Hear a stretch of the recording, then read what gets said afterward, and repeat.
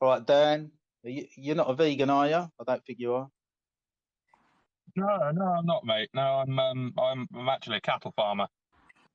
Oh, nice to meet you. So, I guess you're not That's supportive not. of vegans, then. I We've guess. obviously that's where I think I'm a little bit different. I think everyone is open to their own idea and they're allowed to choose exactly what they want to do. It's the I'm going to use the term militant vegan. That how do I'm trying to say this politely. That their agenda is to basically just bash and discredit every single form of meat that there is.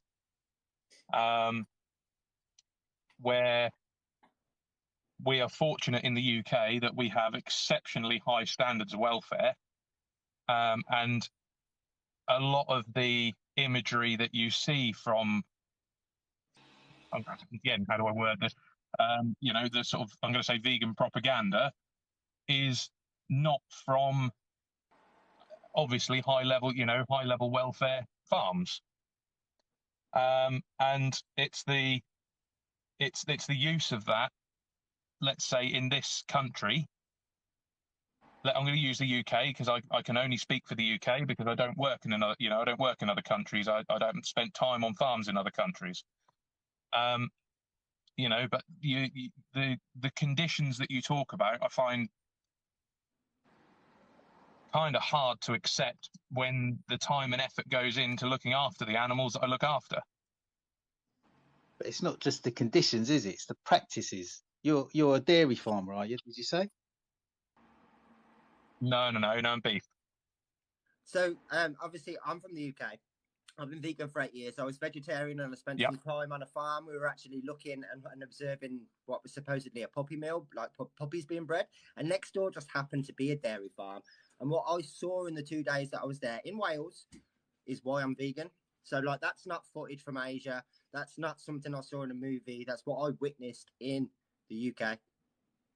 So I understand what you're saying. So what did you see? Our stance isn't about sort of welfare. I don't want comfier settings for these animals. I want them to be free. It's about rights. It's about us not having the right to violate theirs, regardless of what the standards or the welfare are like. We don't have that right. We take it, but we don't have it. And that would be my stance on it. It's not about hating all meat. It's about the fact we don't have the right to take it. We don't have the right to treat these animals the way we do, even if you think that those standards are high. Okay, that's fair enough. But again, everyone's, they've got their own opinion. I mean, like, I'm not anti every single farmer or whatever, and I'm not going to try and tie everyone into a bracket. And you are totally right that many of the videos and things that are circulating are quite often from places in the Far East and everywhere else where standards are far worse. However, my personal stance on it is it's not a case of standards for me personally. It's not. I'm not campaigning for higher welfare standards. I'm campaigning for animal rights because they don't have any. Yeah, no, I'd second that as well. I'm the same. We just want the animals to live free and not be killed. That's what we want. We want them to have their rights and have their freedom and be liberated. That's what we want. We want animals to be free. So as much as you might be talking about improving the conditions and things and the bad conditions, I don't think that's the point. I think the point is that we want the animals to live their lives and be free. We don't want them to be killed for food. So hypothetically, let's say tomorrow we open the gates of all the fields and all the farms and stuff like that and we let them free. Who looks after them? Well, just straight off the bat, if you've been making money off them for however many years, you'd be responsible for all of those. You don't breed anymore, but you're responsible for them. Obviously, hypothetically, the world's gone vegan or whatever, or the mindset of the whole world has changed. So you're going to have plenty of people that are going to be around to help you. But if you've been, not just you personally, but obviously in the sense that however many cattle you've got yourself, you'd be responsible for until the end of their lives, in the same way that you would be if you had a dog or a cat. You just would treat them as animals that. But they aren't in my care anymore. Well, but you're still responsible for everything that you essentially have done for them. You've took money from them or money from their ancestors, so to speak, for however many years. So you'd be responsible for that. Not just you personally, but this would be the same for every farmer. And like I said, if the whole mindset changed, it's not like you'd be alone. Your neighbours, your friends, everyone would be on your side. Everyone would be supportive. Everyone would be helping out. That's a good point. If it's a vegan world, the whole mentality of that and the consciousness of the world is going to be very different to our current world. But the fact is, though, most vegans, when we talk about this, it's not going to happen overnight. It's going to happen gradually. And the only reason we've got like billions of animals that we are killing every year is because of a demand from suppliers. Now, in a vegan world, that demand is not going to exist. And there won't be the animals to breed because there'll be no demand for these animals. So over time, it will gradually get reduced as the amount of people paying for these meat products reduces. So the number of animals being bred is going to go down and down and down. And in a vegan world, we'd have very few farmed animals to care for anyway. And like I say, like we were saying, the consciousness of a vegan world is going to be very different to the world we live in now, where people, 95% of people, support the killing of animals. In a vegan world, nobody would support that. And people would show a concern and a respect and a compassion for animals and take care of them.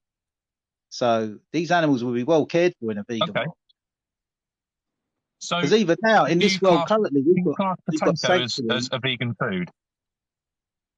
Pardon? Do you class potato as a vegan food? Well, I guess so. It's not an animal, is it? Okay. No. Okay, fine. So what happens when I go through a field of potatoes with an insecticide to produce the standard of potato that is desired by the public, and every insect in that field is killed? Again, we're talking, you're forgetting the mindset. So if everyone goes vegan, all these companies that have spent generations making products that destroy life because all they're interested in profits, they're going to have a completely different direction where they're going to try and preserve life like we are. But you still have to protect your food source. Yeah, so it would be like, think of all the engineering that's gone into slaughterhouses. Think of the genius, sadly, that to call it that, that's gone into designing how to destroy life in the most efficient and functional process possible. Imagine if all that intelligence and wisdom went into preserving life rather than ruining it. It's all there, all the capabilities there. It's just aimed in the wrong directions, and the market. But if you have to, the market has moved, and as it stands at the minute, there is a standard of food that has to be achieved. It's not a volume, it's a standard. Right. Whether that's milling wheat for bread, that has to have a certain protein in it, which and basically you have to meet certain criteria. So if you're having to use currently, I'm saying right now, who sets out that criteria? Because obviously that would be changing with any change too. Everything would have to move, everything would have to shift. Yeah, exactly. And let's, as a consumer, animals don't mean anything except how much I can make from them. To let's do the absolute most we can do to avoid harming them. See, and that's where I really struggle with that attitude, because 99.9% of farmers, I'm going to say in the UK, would put the animals' welfare ahead of any money made. Yeah, but even if you're a beef farmer, but if you look at the dairy industry, for example, if you're talking about 99% of farmers, the dairy industry, the standard practices, to sort of say, unless you're friends with all those people and you visited all those places, I wouldn't make that sort of claim personally. I wouldn't say it the other way around. I wouldn't say, just to be biased, 99% of farmers in the UK are arseholes just to suit my narrative. That's a really huge percentage. I mean, just for example, the farm that I went to was random, so that's 0.1%. So I mean, Land of Hope and Glory, the film that was made, all that footage must be from the same place that I went to, and it's clearly not. So, like, come on, you've got to concede that even if you want to just talk about welfare, that there are lots and lots of places in just this country that are not good enough. Regardless of whether they've got the RSPCA or whoever going in, they're still not good enough. I'm not saying that yours isn't. You might be the exception, but no, I appreciate that. But what like I said earlier, what did you see in Wales? What did I see? I saw a baby calf basically be dragged away from mum, and mum screamed for 7 hours whilst we stood there, not able to move. It still bothers me now, 8 years on. And even dairy farmers have said that themselves. They've said that the cows scream for their Because babies it when they're taken literally away. That's a screamed. standard I've never practice in heard the anything dairy like it. industry. Like, it still bothers me now. Like, I've got goosebumps on my arms talking about it. I hate the fact that, I mean, literally, I say this all the time. If you've got the option to watch a video on YouTube or to speak to someone like me, do that. Don't see what I saw. Don't do that. I mean, I witnessed nothing in comparison to what the cow went through, but it still bothers me even to this day. Yeah, and I understand that. You know, like I say, I haven't worked in the dairy industry. I can't speak for the dairy industry as a whole. And that's not, that isn't particularly a debate that I would want to get into, because I'm not educated enough in the practices of a dairy farm. Yeah. And while I think that, yes, that is what's the right terminology? A consequence. It's been driven by a consumer. Yeah, which absolutely. All there isn't, unfortunately. Yeah, absolutely. I mean, my biggest hate, to be honest, is waste. And if the vegan narrative was initially right now, was to reduce waste, just because it says the 31st of July on the packet and it gets chucked out this evening, and we're not using that because it's gone out of date, where in actual fact, to the second, maybe the third, it would probably still be okay. If we could reduce the waste created, and that would then reduce the number of animals required to feed a nation, then yeah, I could get behind it. But when, and I'm not saying it's just honest, that would be at least a starting point compromise that I could agree with. I mean, yeah, if people were actually able to use things for a bit longer, for example, rather than throwing them away without eating them, obviously that's going to just straight away lessen the amount of things that they have to go and buy. So I would agree with that. However, it doesn't change the overall. I mean, it would literally be like a starting point. But I suppose it would be far more of a compromise than working against one another. Yeah, and I'm to be honest, for the first time in a long while, I think you're one of the more level-headed people that on that side of the argument that I've had a conversation with. It is I'm not saying necessity is the wrong word. From a production point of view. Oh, he's gone. I'll get him back on. Carry on talking. Just request again. Not your mum, not your milk. And we'll get him back.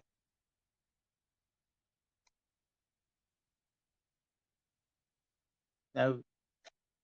Hold up. You still there?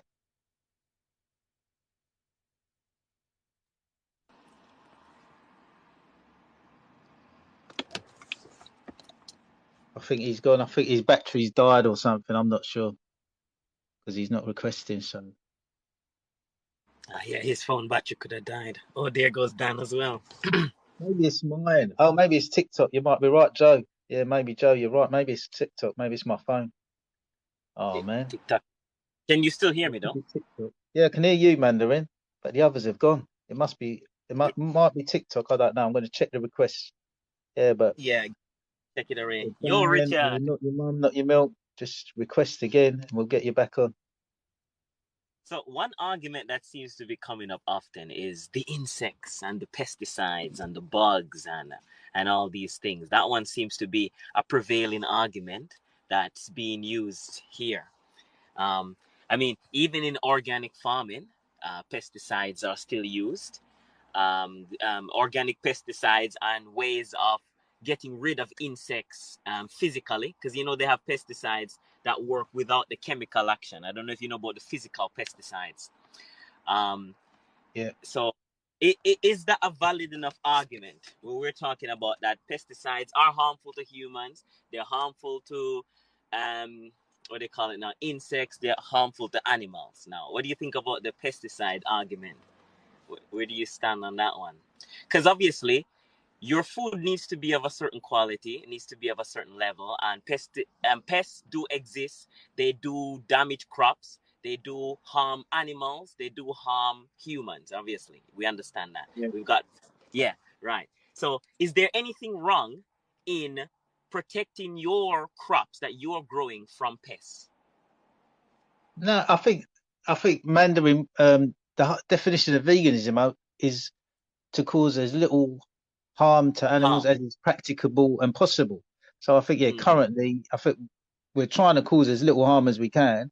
So in order to get our vegetables, our crops, you need currently to use pesticides. But like I say, there's forms of farming where hopefully sometime in the future they won't need to use these pesticides as we currently do, like veganic kind of farming, and maybe we can farm crops without causing harm or causing as little harm as possible. So as little that's harm what the hope is. Yes, because one good argument made by your friend was that all the genius minds of the world have not it's all been aimed towards making the most effective pesticides possible. So must kill the most effective way possible for profit. Welcome back to must kill the most effective way. Dan? Sorry, guys, my phone overheated. Oh, that's common. That always happens. Yeah, my phone's getting a bit hot too, actually. And but we can hear you now. I think something driving. No worries. I'm driving around in the truck at the minute, and basically I've got the aircon on, so there might be a bit of background noise. And to be honest, the signal around here isn't great, so I might lose you at some point. But I can't actually remember where I was at. I think the other guy just disappeared, didn't he? Yeah, I think something happened to his phone. He must have lost, I don't know, where the Wi-Fi connection went. I'm not sure. But yeah. No, fair one. But yeah, like I say, I think it boils down to the fact that initially, right here, right now, and as harsh as it sounds, you've got to decide how much or how cute and cuddly an animal has to be before it actually matters.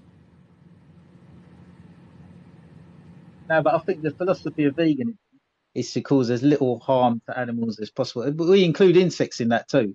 But as vegans, we don't consume honey. So we don't want to harm anyone, whether it's an animal or an insect. And it's not about the appearance of the animals. We don't want to harm any animals where we can avoid it as practicably as possible as it is. That's the definition of veganism, to cause as little harm to animals as is practicable and possible. So sometimes we can't avoid it, but where we can avoid it, we'll do whatever we can to avoid causing, like I say, either insects or animals harm. We don't want to cause harm to any living things if we can avoid it. So yeah, that's the definition. No, and I understand that.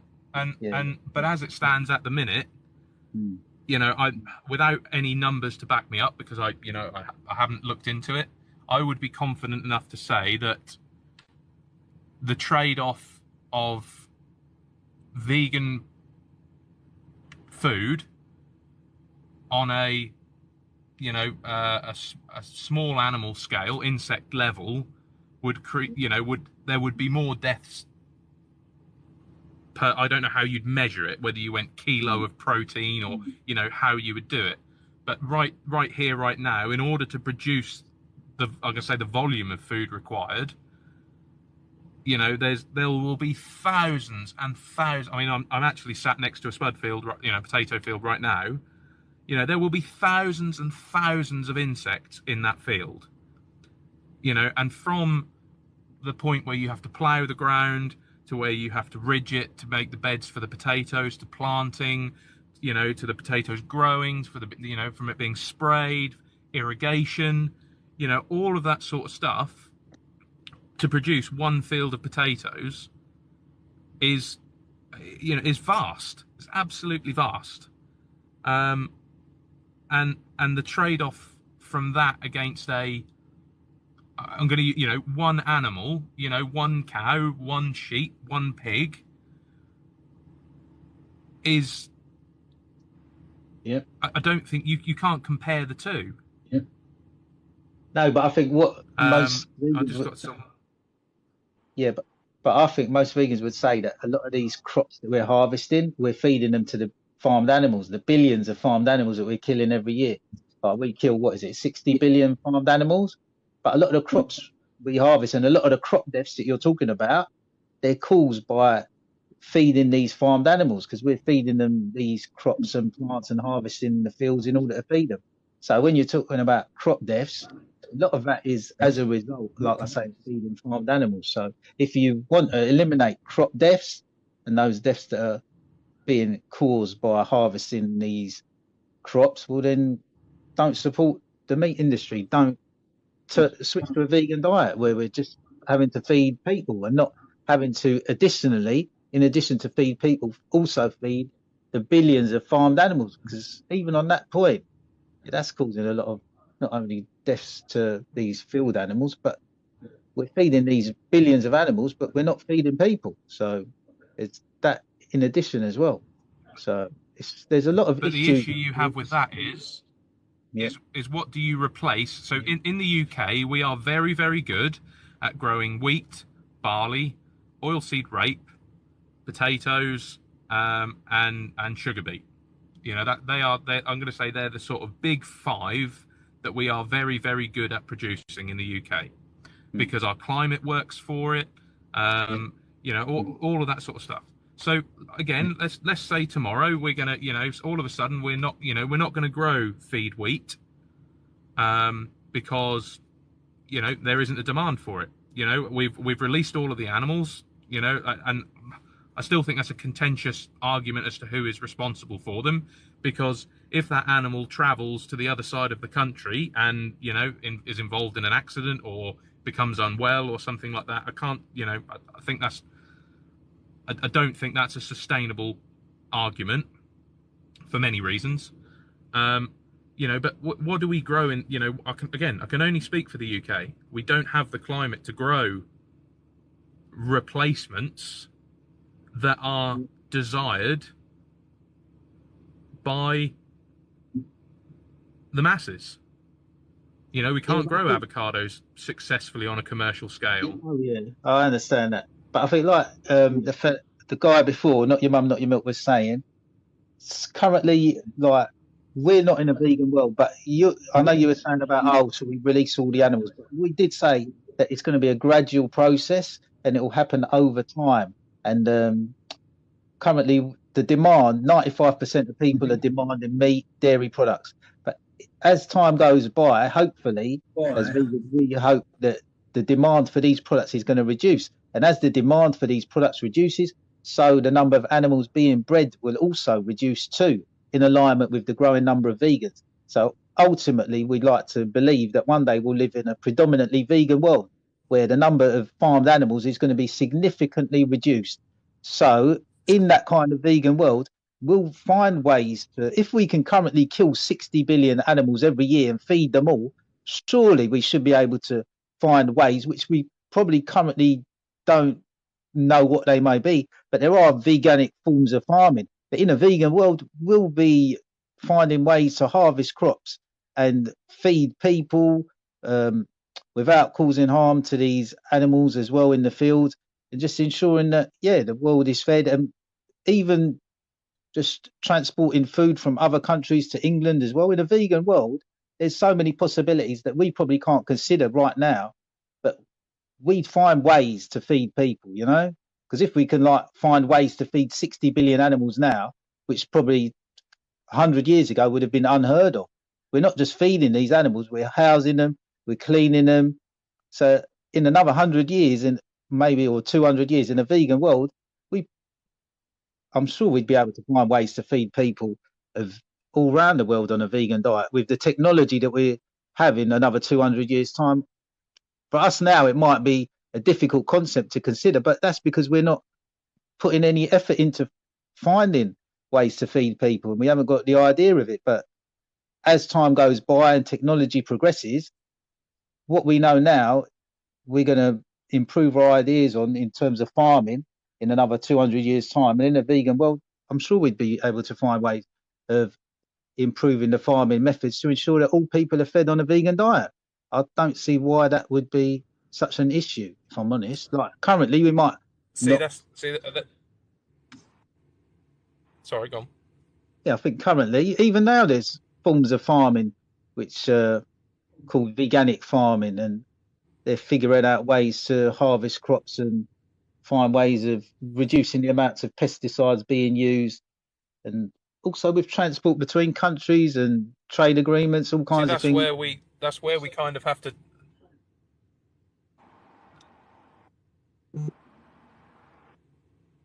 Yeah, that's where we kind of have to have a bit of a disagreement, in that there is millions and millions of pounds spent on trying to find sustainable farming methods to feed the requirement. Land mass is reducing drastically through, especially coast. I'm in North Norfolk, so coastally we are losing meters and meters and meters every year of land mass. That's externally.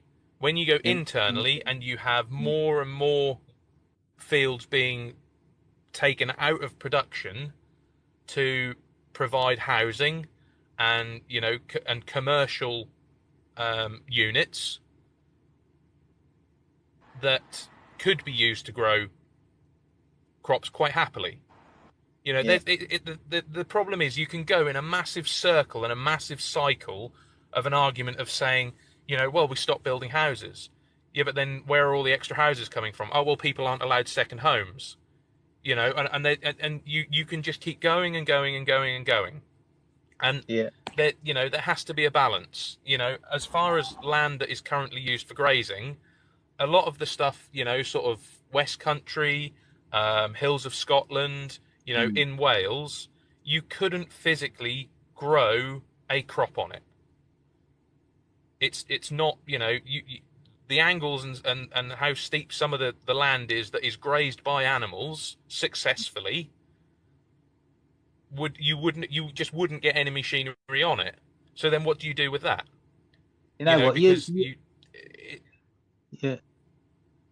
You probably know more about this field than I do in terms of farming in the UK and land mass and that kind of thing. But what the environmentalists are saying is that the current diet that we're eating is unsustainable. The meat diet that we're eating. Most environmentalists are saying reduce your meat consumption or switch to a plant-based diet.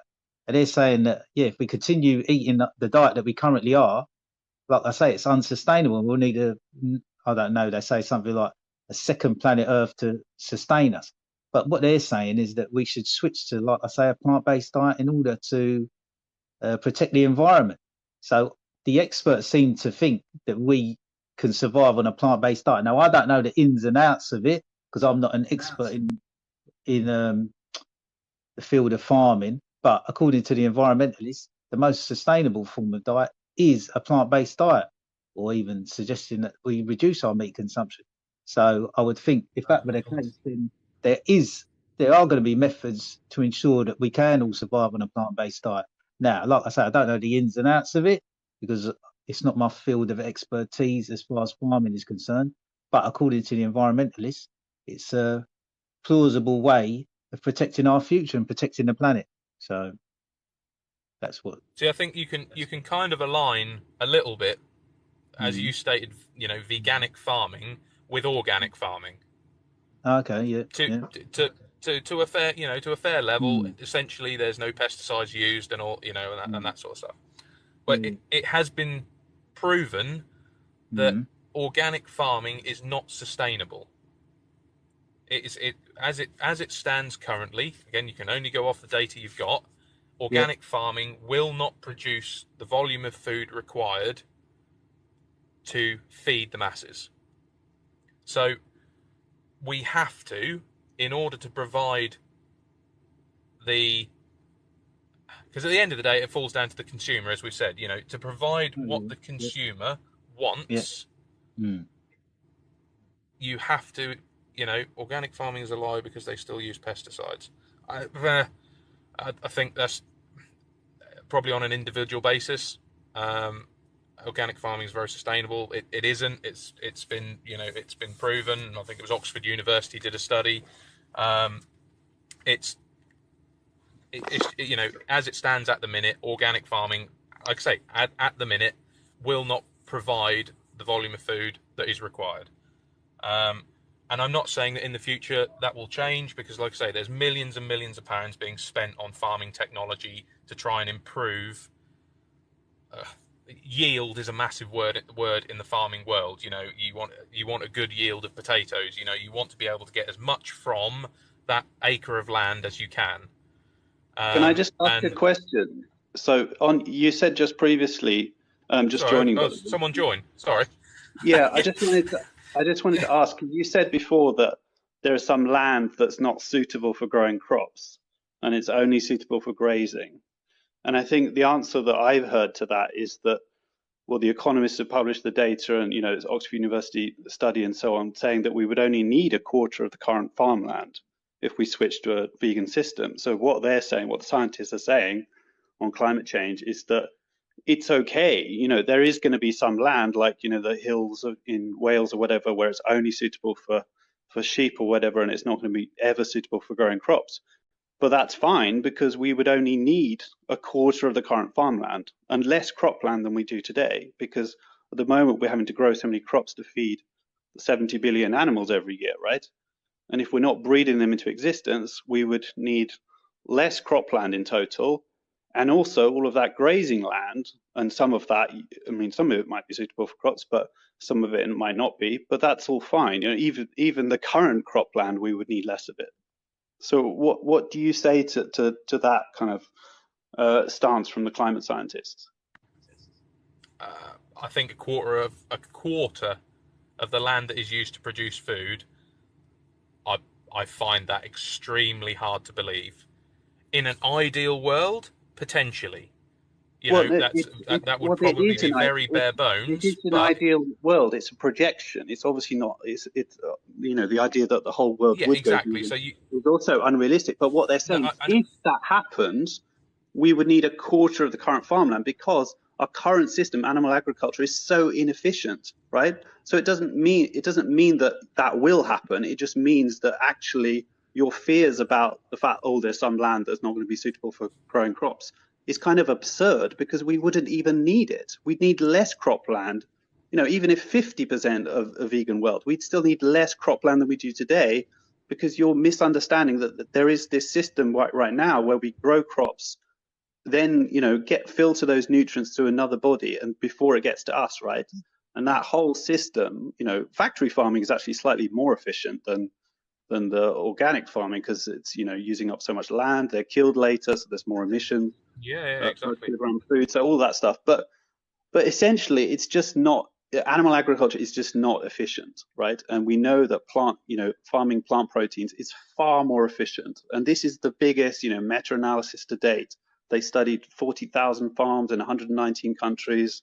It's published in peer-reviewed journal called Science, which is probably the most respected peer-reviewed scientific journal in the world. So it's not like, I find that hard to believe. This is the fact. This is what the scientists are saying. We know the IPCC report, which came out as well, which is saying that talking about recommending balanced plant-based diets. So this is what all the climate scientists are saying, and I just don't understand how we're still in this rhetoric about, some farmland is not suitable. That you must have heard people say this before, that we don't need that land. But we don't need that land now. We would need less. So it's kind of you're fear mongering, because you're suggesting that we wouldn't be able to grow crops, but actually we wouldn't need it. So it's a. But okay, I'm not fear mongering. I've got no. I have no fear to issue. At the end of the day, as far as I can see it, as I said earlier, we are dealing with a decreasing landmass because of the increase in population. So as it stands right now, sure, we might well be able to deal with, let's say, 50%, because I think 25% is not sustainable. If you've got a field of milling wheat that doesn't make the grade, then what do you do with it? It's scrap, it's wasted if you don't have an alternate source for it. So sorry, I don't understand the point there, that 25% isn't. So the point about 25% is just saying, if the world went vegan, it's not saying it will happen, it's just saying if, to try and analyze what would be the impact of more people going vegan, even if it isn't lots of people, it would be better. We would need less land. It's more efficient, right? I understand that. But there's no fear what about I'm saying is I don't think there isn't ever going to be an ideal, perfect situation where 25% would be sustainable. No, but if anything in that direction is going to be an improvement over today. That's the point. Their projection is analyzing what would happen if more people were to go vegan, right? And they make the projection based on what, if it is a bad thing to do, it would be the worst case, right? With 100% vegan, because then it would get worse, right? But what they're saying is we would need 25% of the current farmland, and we would also need less cropland than we do today. Yeah, completely understand that. In an ideal situation, that is hypothetically, potentially, whatever word you would like to use, a potential scenario. However, like I said, I think that if you have a situation where you have a field of milling wheat, in that, let's say in that 25%, because that's all, that's the only land you're using, that's the only ground that you're in in production. If that does not make the grade to then be used for milling, you then have I think you're misunderstanding what the 25% means. Can you just 25%? But you I completely understand what 25% means. No, but you're saying if they're restricted to only using 25% of the land, they're going to have some problem because something might go wrong. That's not what the science is saying. I'm not. It's saying that in a vegan system, if we imagine a vegan system, we would only need a quarter of the current farmland. It's not saying that there is going to be some restriction where it's like, oh, you can only use a quarter. I'm not saying there is. We've got more actually currently, so we would need less farmland. That's the point. And that's where I'm going. So if you were to use, if we got to a point where we only required 25% of the land we are using, and that is all that was used, you are then putting a lot of eggs in one basket. If you then had an issue, you then have wastage and a reduction, because you aren't going to grow more crops than you require. It's not economically viable for anybody. So as it stands at the minute, that 25% weird could way potentially. Of looking at it. It's not a limitation. It's saying that it's more efficient. We don't need to use as much land. We can return more to the wild. That would boost biodiversity. That's the point. Yeah, it's not I completely agree. Yeah, that would be brilliant. We would use as much as we need, right? We would not be restricted beyond that. We would use what we need. So if you're saying there are some waste, that would be factored in, and we wouldn't reduce more than we need to feed people, right? That's how it would work. And that would be great. Like I say, if it was 25%, brilliant. And it would be an improvement. It's not even about the 25%. 25% is just explaining what would happen in a hypothetical scenario of everyone switching to veganism. That's unlikely to happen. But even if we demonstrate that scenario, it tells us what would be the impact of more people going vegan. And it would be an improvement in terms of land use. In an ideal world, that would be fantastic. Not just in an ideal world. So not just about the 100% people going vegan. This is even on the steps towards that, it would be an improvement. Not just at the 100% vegan world. If more people going vegan than today, it would be an improvement on the current efficiency of the way that we're growing food or producing food. Yeah, and if we can get more efficient, there isn't a person alive that I don't think would want to be more efficient in order to, like I say, grow a more sustainable crop and all that sort of stuff. But like I said, there is land out there that currently, right at this minute, cannot be used to grow crops because you cannot physically get any machinery on it. Yeah, now, that's fine, because we wouldn't need it, right? We wouldn't need it. Right, it would be rewilded. It would be rewilded. So then, again, we're then going to go back into the situation where we said, right, we're going to let all the animals out tomorrow. Who then looks after that land? No, we're not talking about letting all the animals out tomorrow. That doesn't happen. So what would happen is it's a gradual reduction through supply and demand, right? So there's less people buying the dead body of a pig. The farmer's not going to breed as many to put in the gas chambers, right? So it's going to be a gradual decline as more people reject that product through supply and demand. There'll be gradually less and less animals bred into existence. We are not going to have a system where it's overnight we just like stop the system and then suddenly we release all the animals. I mean, that's just never going to happen. It's not the way it's going to happen. Yeah. And the uptake of veganism, by the way, it'll never outpace the breed to kill cycles. So it's not even a genuine concern, because like if you think about, chickens killed at 6 weeks old or pigs killed at 6 months old, the uptake of veganism is never, it might go fast and that would be great, but it's never going to go fast enough to outpace the breed to kill cycles.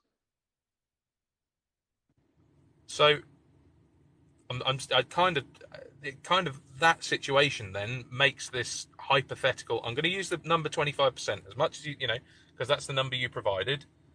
It almost makes that null and void, because if we're in a situation where we are producing what we are producing, I mean, I'm not saying it's a perfect balance, by all means. I mean, as I said earlier, I don't know if you were listening, my biggest concern is waste. I think if we can reduce waste, because I think that would as the other guy said, I can't remember his name now, that would be a massive halfway house to both sides. I'm very, very small scale as far as beef, farming. I mean, really, really small scale. And I think that I'm not really getting the point about waste. Maybe I didn't hear it earlier. Yeah. Okay. So basically, my argument is, if, let's say, you have a piece of beef or a pork or a meat. It doesn't actually have to be meat. It could be anything. And on that packet, it says the 31st of July, 2022 is its best before date. And right. I would put money on the number of people who would see that and would throw it out. Now, regardless, let's take that away from even just being meat products. It could be anything. It's a massive lack of education of the time, effort, and money that goes into producing food like that. In that, a lot of the food that is produced with a date on could actually be used.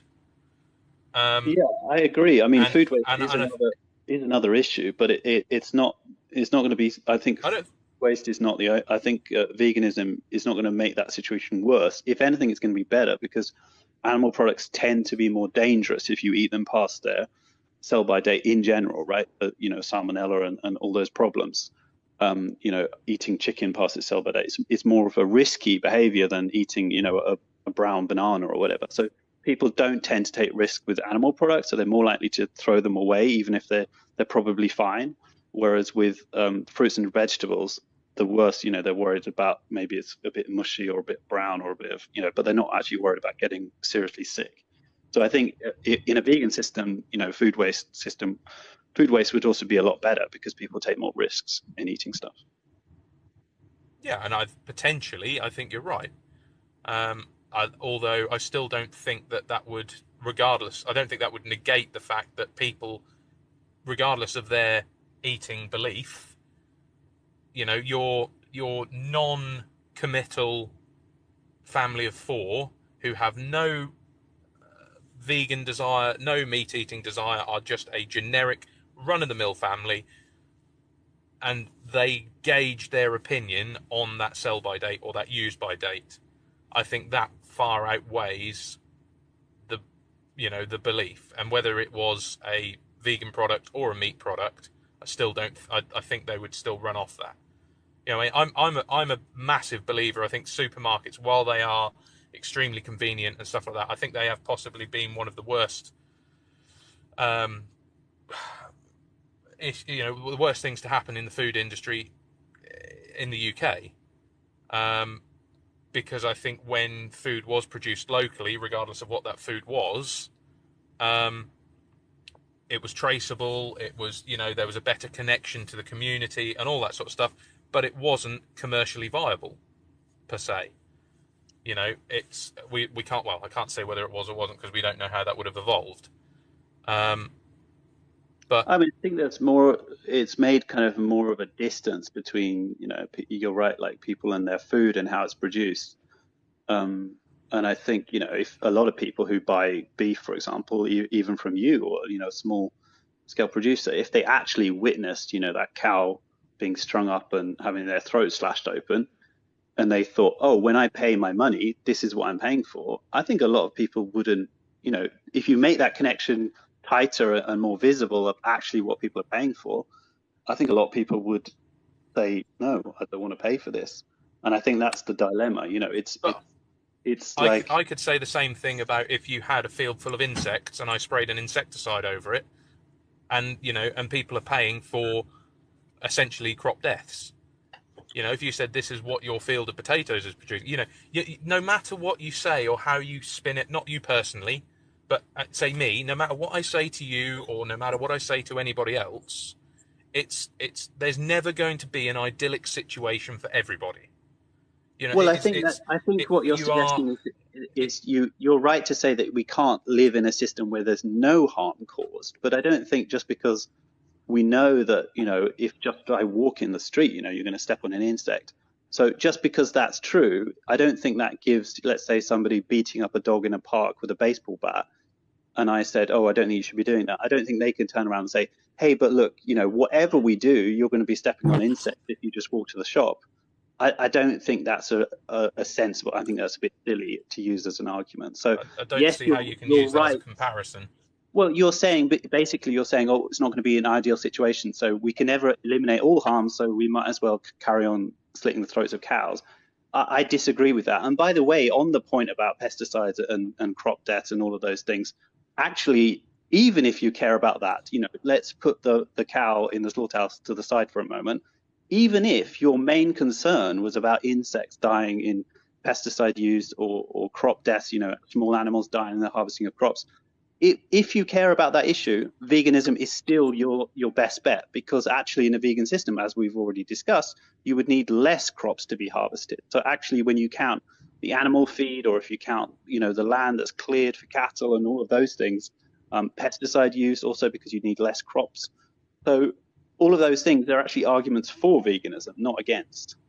I mean, that's been stated multiple times. I can't believe you haven't come across that. See, I can't see where you're coming up with this land that is cleared for cattle. Well, okay, let's forget land cleared for cattle. There is, the Amazon, for example, they're clearing land for cattle. In the UK, yes, it's historic deforestation, but make no mistake, UK, for example, among all the G7 nations, has the worst on biodiversity index. So we've actually got historic deforestation where you see, I'm from the countryside in Wiltshire and stuff, you see like these rolling hills with little hedgerows, and everyone thinks, oh, that's nature. No, it's not.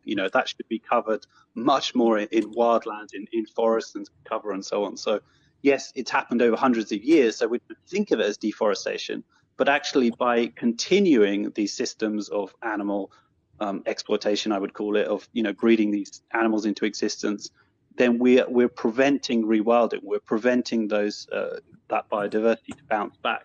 So right now on Earth, 60% of all mammals on Earth are now livestock. Only 4% of the remaining wild mammals. So we have a huge issue where we're breeding all of these cows and sheep and so on into existence, producing all that methane, taking up all that land, and then we only have, of all mammals on Earth, only 4% of the remaining wild mammals. So that's a huge issue, not just in the Amazon, clearing land for, the Amazon for grazing cattle, but also in the UK, because it's a potential cost, right? We could rewild, and that would help wild species.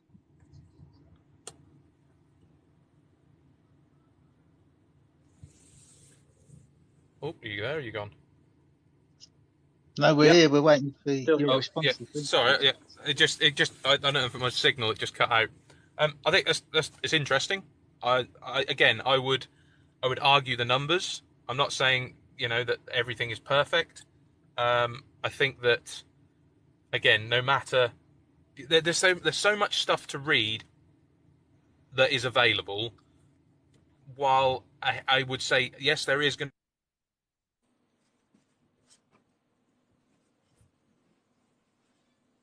I think your signal's cutting out a bit. Yeah, I lost him, I think. As neutral. There is going to be something that is written by someone with a vegan agenda that is advertised as neutral. I don't think there is ever, very rarely will you find something from someone that has absolutely zero belief in one way or another. I mean, it would be interesting to find out, while it may be 60-40 on farmed animals against wild animals, it would be interesting to know the disease. It's not 60-40. It's worse than that. It's 60%. This is not from a vegan source. This is proceedings of the National Academy of Sciences. It's a peer-reviewed paper in the US, a scientific journal again, and it's 60% of the biomass. So 60% of all mammals on Earth are now livestock, and only 4% of the remaining wild mammals. 4%, right? And of course where's the other 36%? Well, of course, we are mammals, right? Humans are mammals. Yeah, they're not all livestock. Right, okay.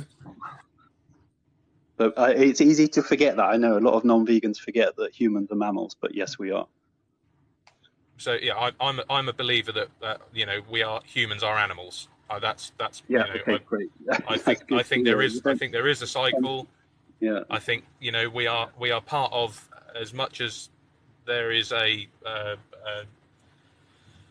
thing to say, that we aren't, we should be a superior species and all that sort of stuff. I don't believe it. I think, as far as I'm concerned, we are born as a mammal. We eat what is provided for us, and then we die and our body decomposes and it then comes around again in a cycle. I think that's just how it is. But when you say you don't think we are a superior species, I mean, I find that interesting because a lot of people assume, like vegans think that, we are equal, or that the life of a human is equal worth to an animal. I don't actually believe that myself. I think some vegans do, and that's fine. But to be vegan, you don't have to think that other animals' lives are worth the same as human life. You just have to think that their lives are worth more than a sandwich or a pair of shoes, right? So I don't understand. If you say that you don't think that we are, this superior, humans are superior beings, which I might disagree with you, but how then do you justify slitting the throat of a cow if it's not necessary? In the same way as, like, how would you justify slitting the throat of a dog? I don't understand how you reach that conclusion.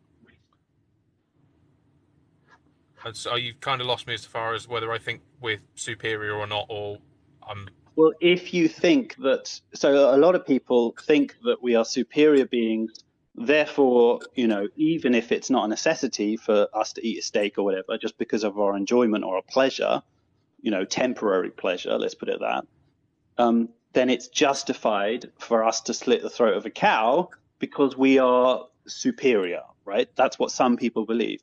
So I'm just curious because you said you don't think that. So I'm wondering, how do you reason with the logic of, yes, you might think, if somebody is in a survival situation, and I would agree with you, there could be some reasons for killing an animal if it's a necessity, but how do you reason with the idea of slitting a cow's throat when it isn't a necessity if you don't think that we are superior beings? I don't understand the logic.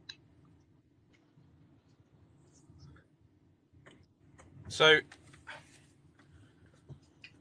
what would your, if you're I'm trying to get how to word this, because I'm almost remain neutral and understand your point, and I'm not, as I've said right at the start, whether you're here or not, I'm not here to bash the whole vegan idea. That's not what I want to do.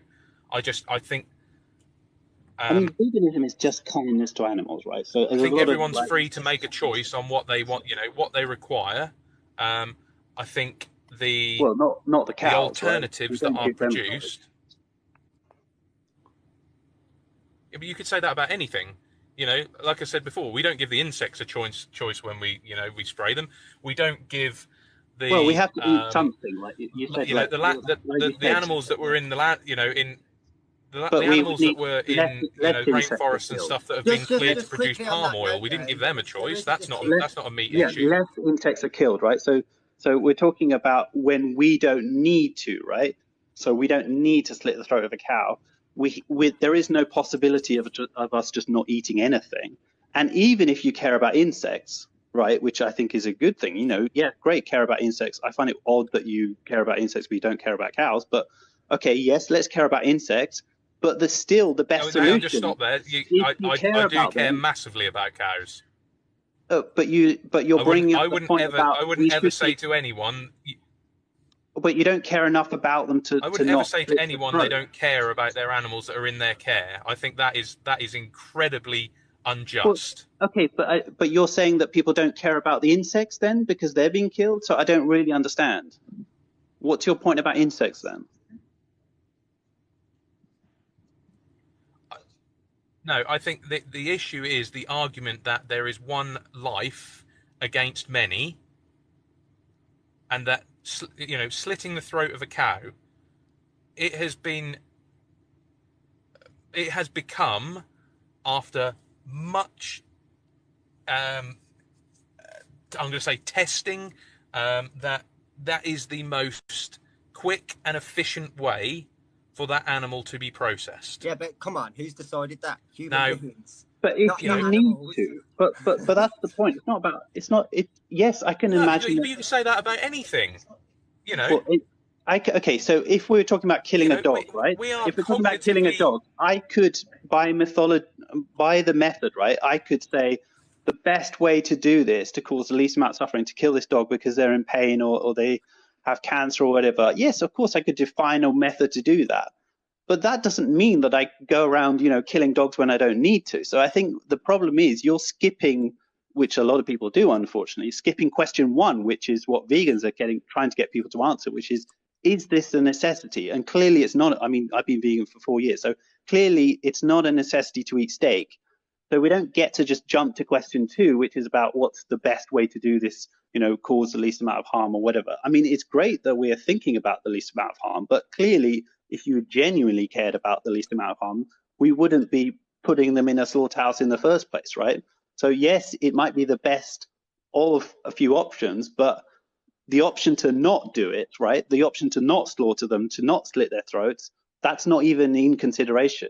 That's off the table because nobody wants to consider what, vegans are suggesting, which is actually, if we truly cared about those cows, we wouldn't be breeding them to kill in the first place. We would be putting them in a slaughterhouse. So why then? I can get where you're coming from. I can't. You're not. You're not trying to, or you're not. I mean, I ate meat, right? You're not telling me something that I am not already aware of. Yeah. Just to quickly go back to the insects point, something that because this comes up all the time.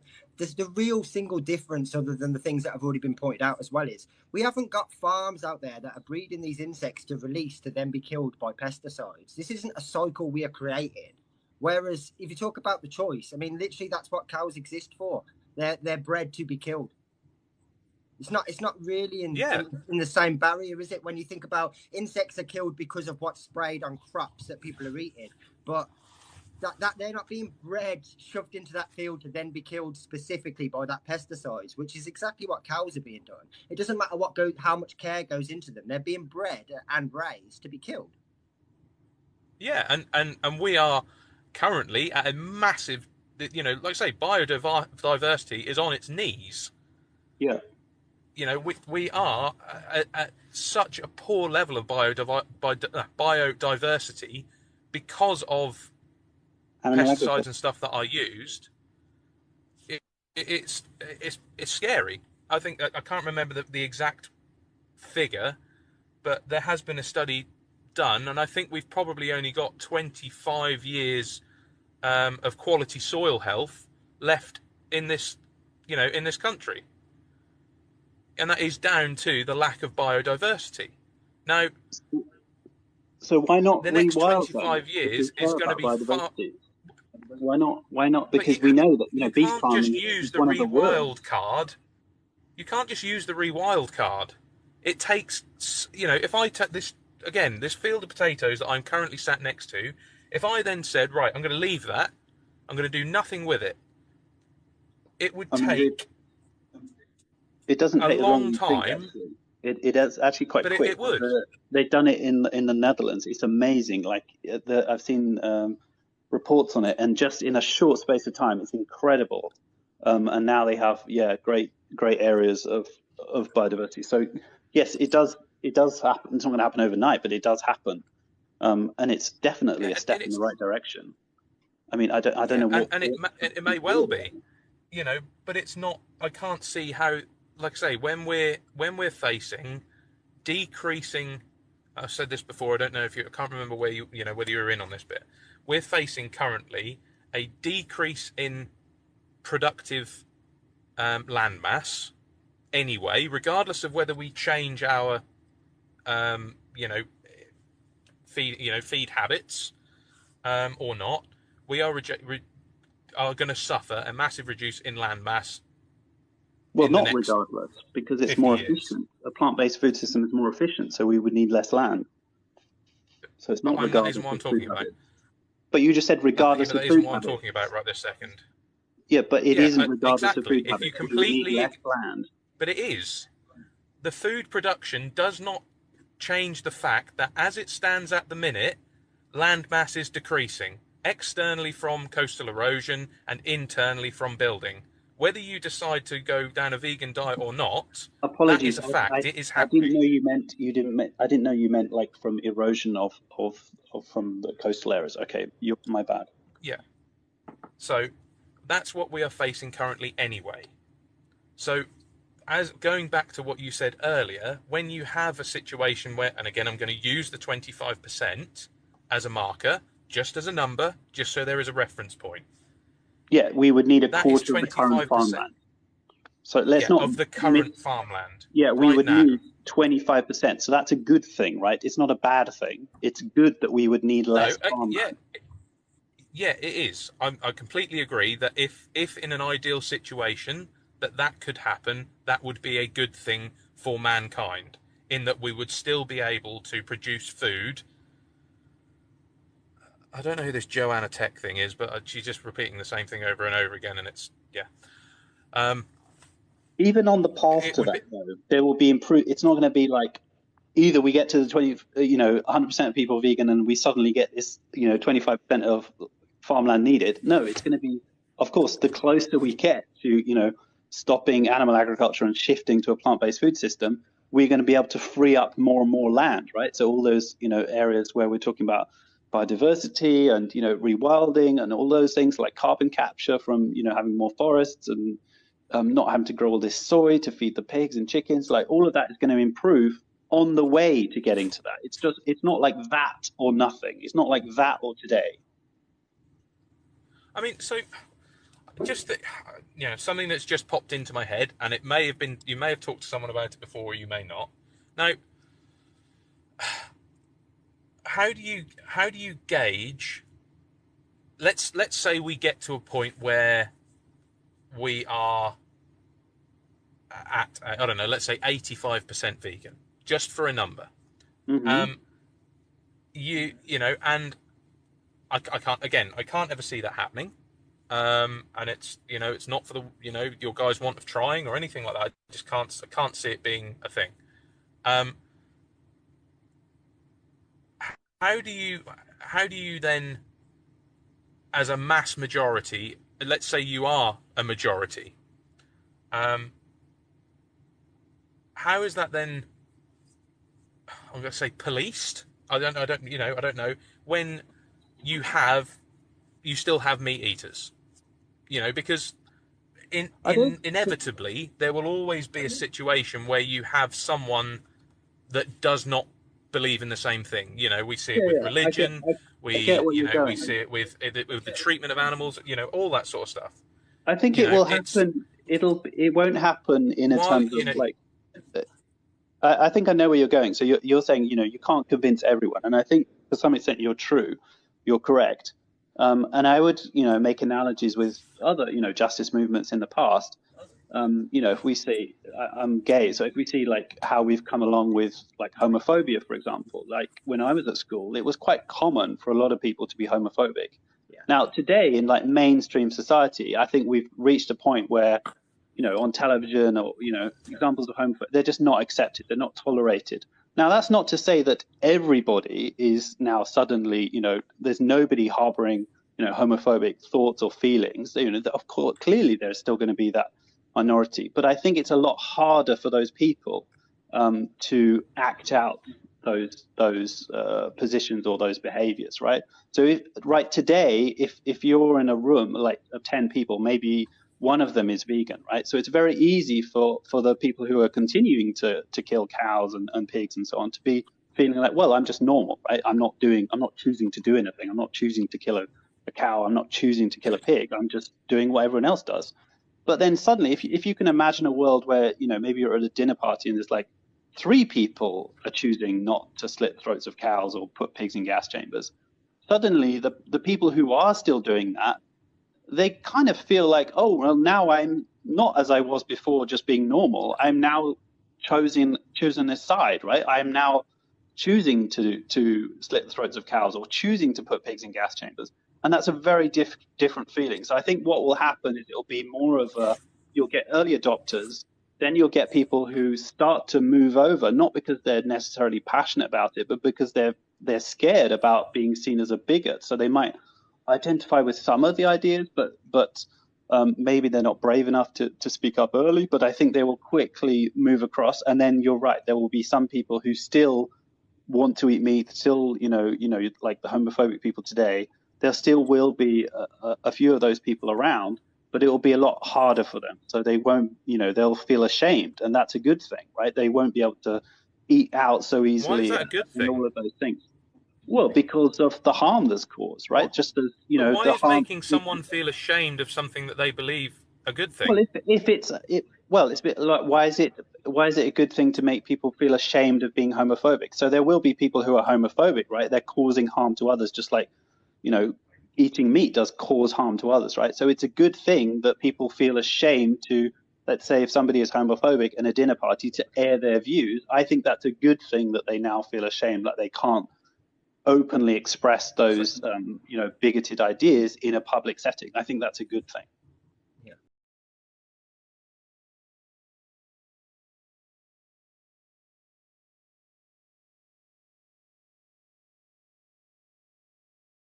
So flip that round. So let's say, for example, when we are potentially at an 85% vegan, 15% meat eating situation, are you saying it's a good thing that someone is then going to be berated for their choice in their diet?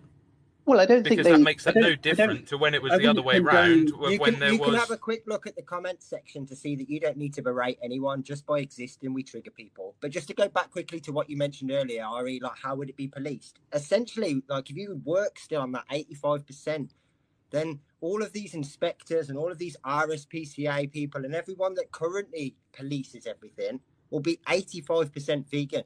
So therefore, their standards are vastly already changed. They're not looking at animal welfare anymore. They're looking at animal rights. 85% is enormous. So think of how many people that currently do inspections or hand out certificates or RSPCA assured or red tractor that are now going to be vegan with that mindset.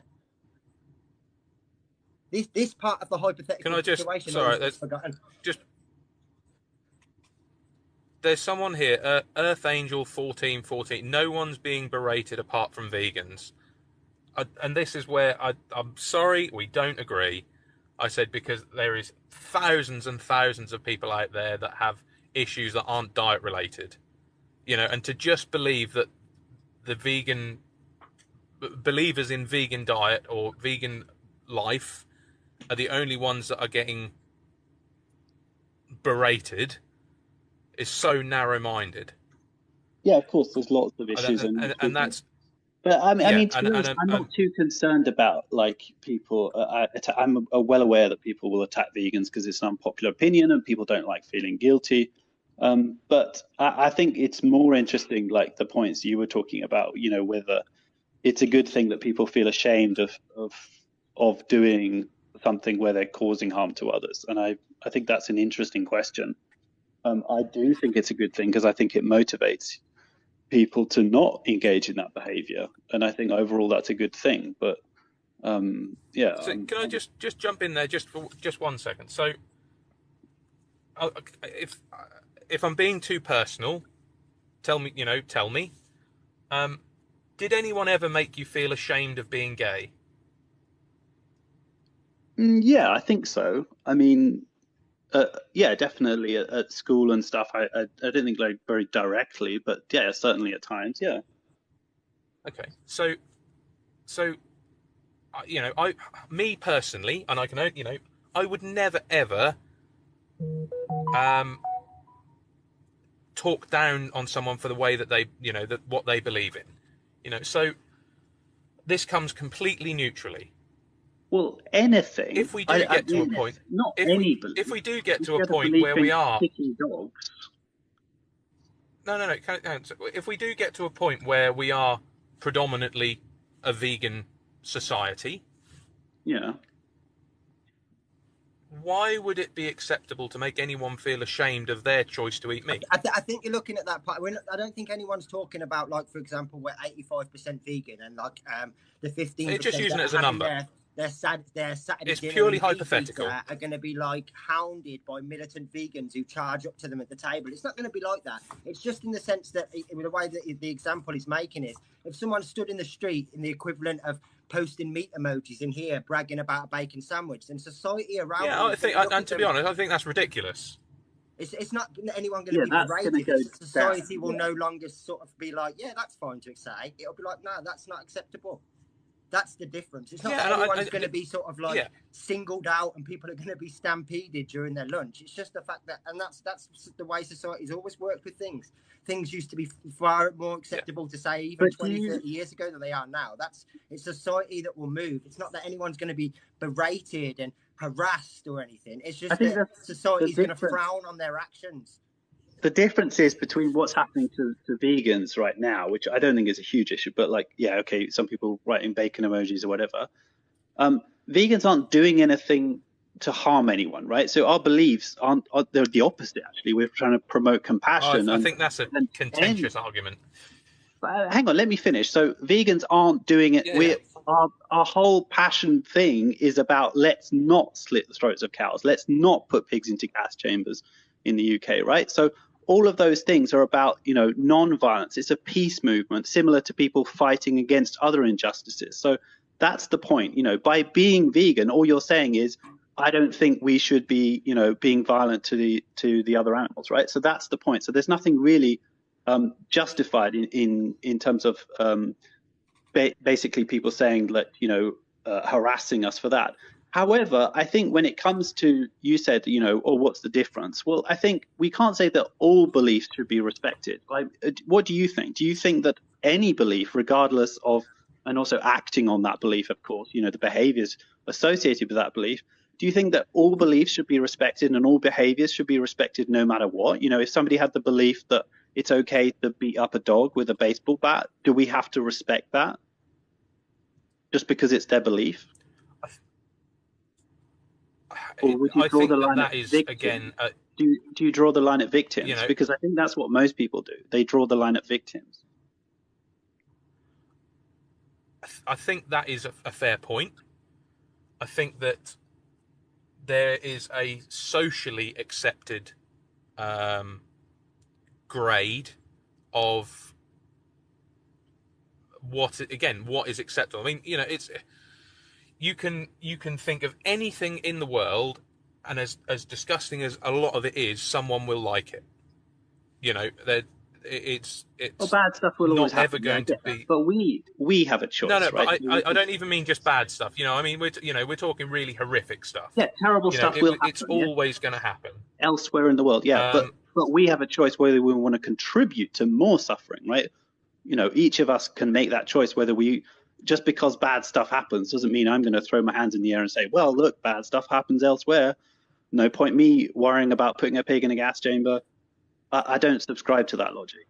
But even on that point, look at how many people, for example, would change their profile picture or post something in solidarity with Ukraine recently when they've got no possible way of changing or influencing what's going on there. But they still made that little bit of effort to show that they care. Whereas people will flat out refuse to attempt this.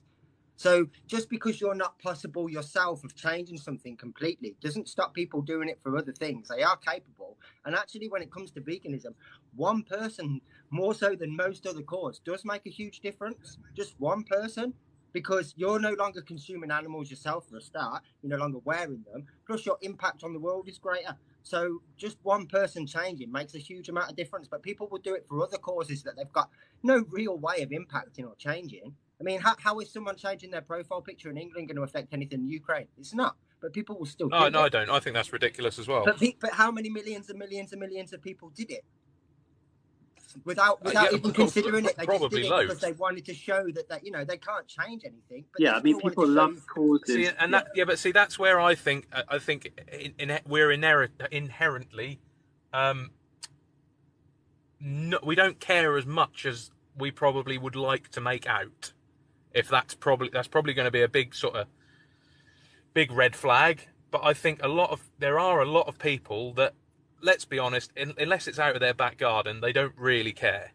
And yes, while there may be someone who lives in the middle of an estate in the middle of Birmingham or Manchester or wherever, because a lot of their friends are putting the Ukrainian flag, I'm not saying there's going to be one person that it starts with, and I'm almost going, sort of like the sort of pro-vegan, advertisement in that, yes, one person starts it and the rest follow, and that's fine. If that's what you want to do, crack on. That is not going to change how I decide to live.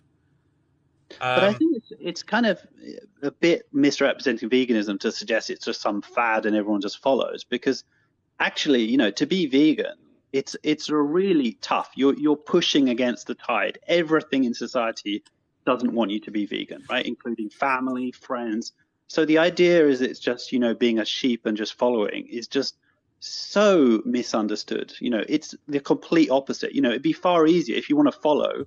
It would be far easier to just follow and eat animals, right? Because that's what everyone is doing. Yeah, it'd be much easier for us to just shut up and be ignorant again, honestly. So the idea that, if anything, following would actually be to carry on, doing what everyone else is doing, which is to say, yep, I'll eat, stroke the dog, be kind to the dog, and pay for pigs in gas chambers. But vegans, we're kind of waking up to the fact that this is not logical. This does not make sense. We should teach kids to be kind to pigs the same way as we teach kids to be kind to dogs. There is no logic that can justify this huge difference in the way that our society is treating these two species. Like, it makes zero sense. And vegans are just calling bullshit and just saying, no, this is not right. Like, someone's got to say it, and that's how society has changed. That's how it's always changed. A few people starting to call bullshit on something and say, hey, this is not the way we should be behaving. Absolutely. You say people are trying to make it hard for you, though. Like, if you were being 100% brutally honest, how many people do you think, about your dietary choice and your own personal dietary choice, how many people do you think actually care what you eat? It's not about that, though. Just to quickly just nip this in the bud. This is where he went. I mean, for example, when you leave your house and you choose not to kick a dog, do you consider that part of your diet? Do you consider that a trend? That isn't. Or do you consider it morality? I think you're belittling it to a diet choice. It's not about food. Really, it's about clothing. I'm not. This is your belief, isn't it? The vegan life is your belief. My belief is veganism is not a diet choice. It goes beyond diet. It's a philosophy of peace, right? It covers clothing, it covers makeup, it covers entertainment, it covers food. So to kind of belittle it into, oh, who cares about your diet choice? It's kind of misrepresenting veganism. I think that it's about more than about because food. Who cares about whether I eat meat or not? No one. Well, the cow does, because they're having their throat slashed open. How do you know that? I hate that throwaway comment. I hate that throwaway comment. But there's no proof. Okay, so there's no proof that a dog would not like to have their throat slashed open. So should we slit the throat of a dog then, because we can't prove that it doesn't like it?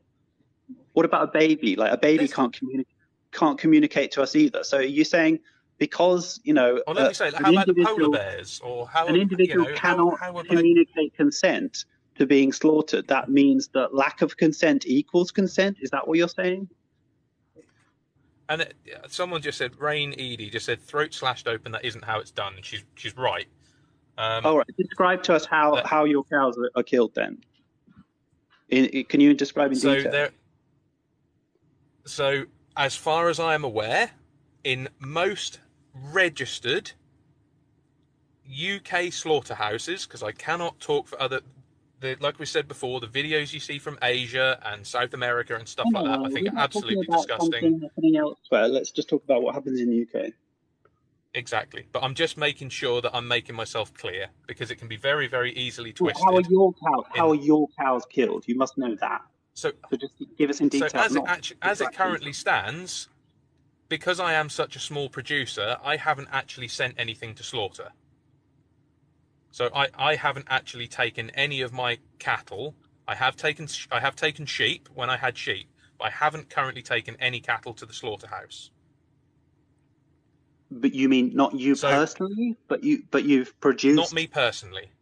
Right. So but I have produced animals to a store. So they call it a store weight.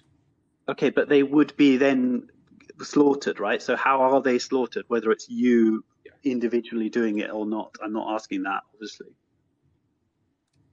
So individually, if I have to end the life of a suffering animal, it will be not if. This is not if a situation. This is just how are your cows slaughtered right now? Even if you're not accompanying them to the slaughterhouse, I'm just asking you, how are cows slaughtered? Because you said that their throats are not split open.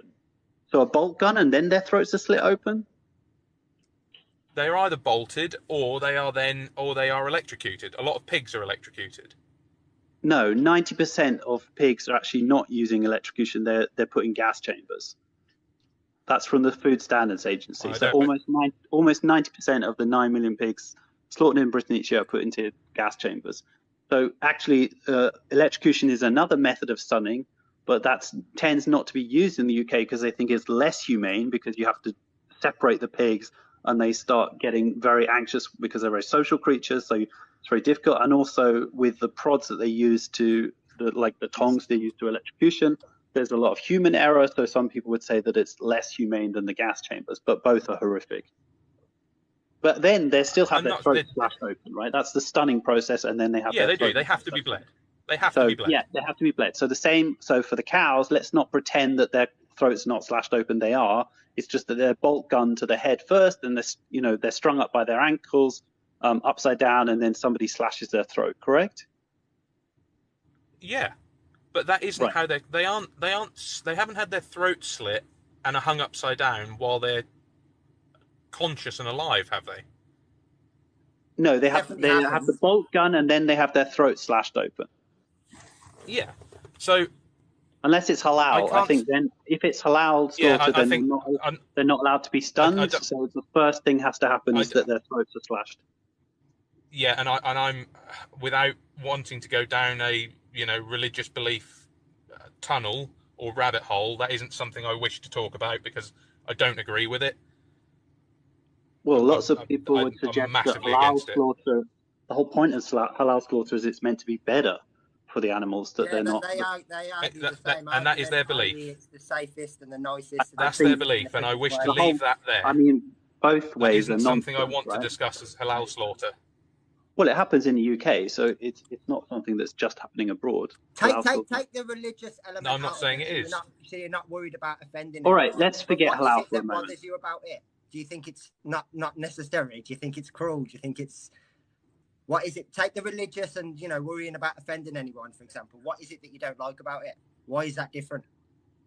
Again, that's not something I'm going to discuss. But I have strong objections to... Because you're worried about the cow? Practice. Yeah, absolutely. But you're not worried about the cows that are bolt gunned and then throat slashed? No, because I think as soon as that bolt has done its job, so it's game over, lights out. It is quick. If we were to do that to Labradors, let's say, would you be okay with that? Like I was about to say, why don't we bolt gun animals at the vets? I mean, it would be a hell of a lot cheaper. Yeah, it would be. Why don't my girlfriend is a veterinary nurse. Quickest, easiest, painless. Well, hopefully she's not doing it to dogs that don't need to, that aren't suffering. Hopefully it's only mercy killing that they're doing that. But let's talk about free range. There is animals that she does have to use Pentaject on. Yeah, but the point about animal agriculture is we're not doing it out of kindness to the individual, right? We're not doing it because we're trying to put them out of their misery. We're doing it, the whole system is breeding and killing them. The whole system is misery, right? So it's nothing to do with what we're doing to dogs, where we're saying, oh, I can't say the whole system is misery. I think that's a very morbid. Well, look, obviously you didn't spend much time in your slaughterhouses, but I encourage you to go and have a walk around and see what's happening to those cows. I assure you, you would not want to trade. You said the whole animal agriculture process is morbid. Yes, because the whole point in the whole process is leading up to this event, which is to slaughter them, which is like a horror film. It's horrible. Like, you wouldn't want to trade places with them. You wouldn't want your dog to trade places with them. You wouldn't want anyone you care about to be in their situation. That's like saying your life. That's like saying, your life. The eventual goal or the end of your life is you're going to die. So, what's the point? That's not true. I was not bred for the purpose of killing me, right? I wasn't enslaved and bred for the purpose of killing me. That's not the purpose of my life. The whole reason that these animals exist is to be bred and killed. You look at chickens killed at 6 weeks old. Their purpose to live is to die. I think that's incredibly sad. And that's not the case for humans. That's not the case for wild animals. Nobody, if you think about beef cows, their purpose is their flesh, right? That's why they exist, because we want to exploit them for that part of their anatomy. Or if you think about dairy cows, their reason to exist is their breast milk, right? We don't care about the fact that breast milk is for the calf, for mammals to feed their young. No, we are exploiting them. We want their breast milk. That's why they exist. Then we kill them, right? So the whole system is just, devoid of any humanity or compassion or care for those individuals. I think it's horrendous. And that is where we will always massively disagree, because where you believe that there isn't any care or any compassion or anything like that, that will always be our fall down between both sides of the argument. And there will never be anything. There will never be anything that you will ever say that will ever change my view on that. You don't care enough to stop, bolt gunning them and slashing their throats, right? So if you were doing that to dogs, no, but I care enough to stay up and all the way through the night to make sure that the cow that I have calves successfully and there are no complications, or I have to then spend £600 getting the vet out. That's your business. No, it's not my business. In actual fact, it's I actually work on a farm. The cattle are essentially my hobby, so it's that's where the argument will be. It's not for them, right? You're not doing it out. If it was for them, we wouldn't be breeding. Of course I am. We wouldn't be breeding and killing them. Of course I am staying up all hours of the night and ensuring that the shed that they're in is well housed and ensure that the straw they've got so they have a decent bed is there. That is all for their care. The whole point of their existence is, you said it yourself, you're beef. That is the name on the door, right? That's beef. This is what you're producing. So their whole existence is about their dead bodies, right?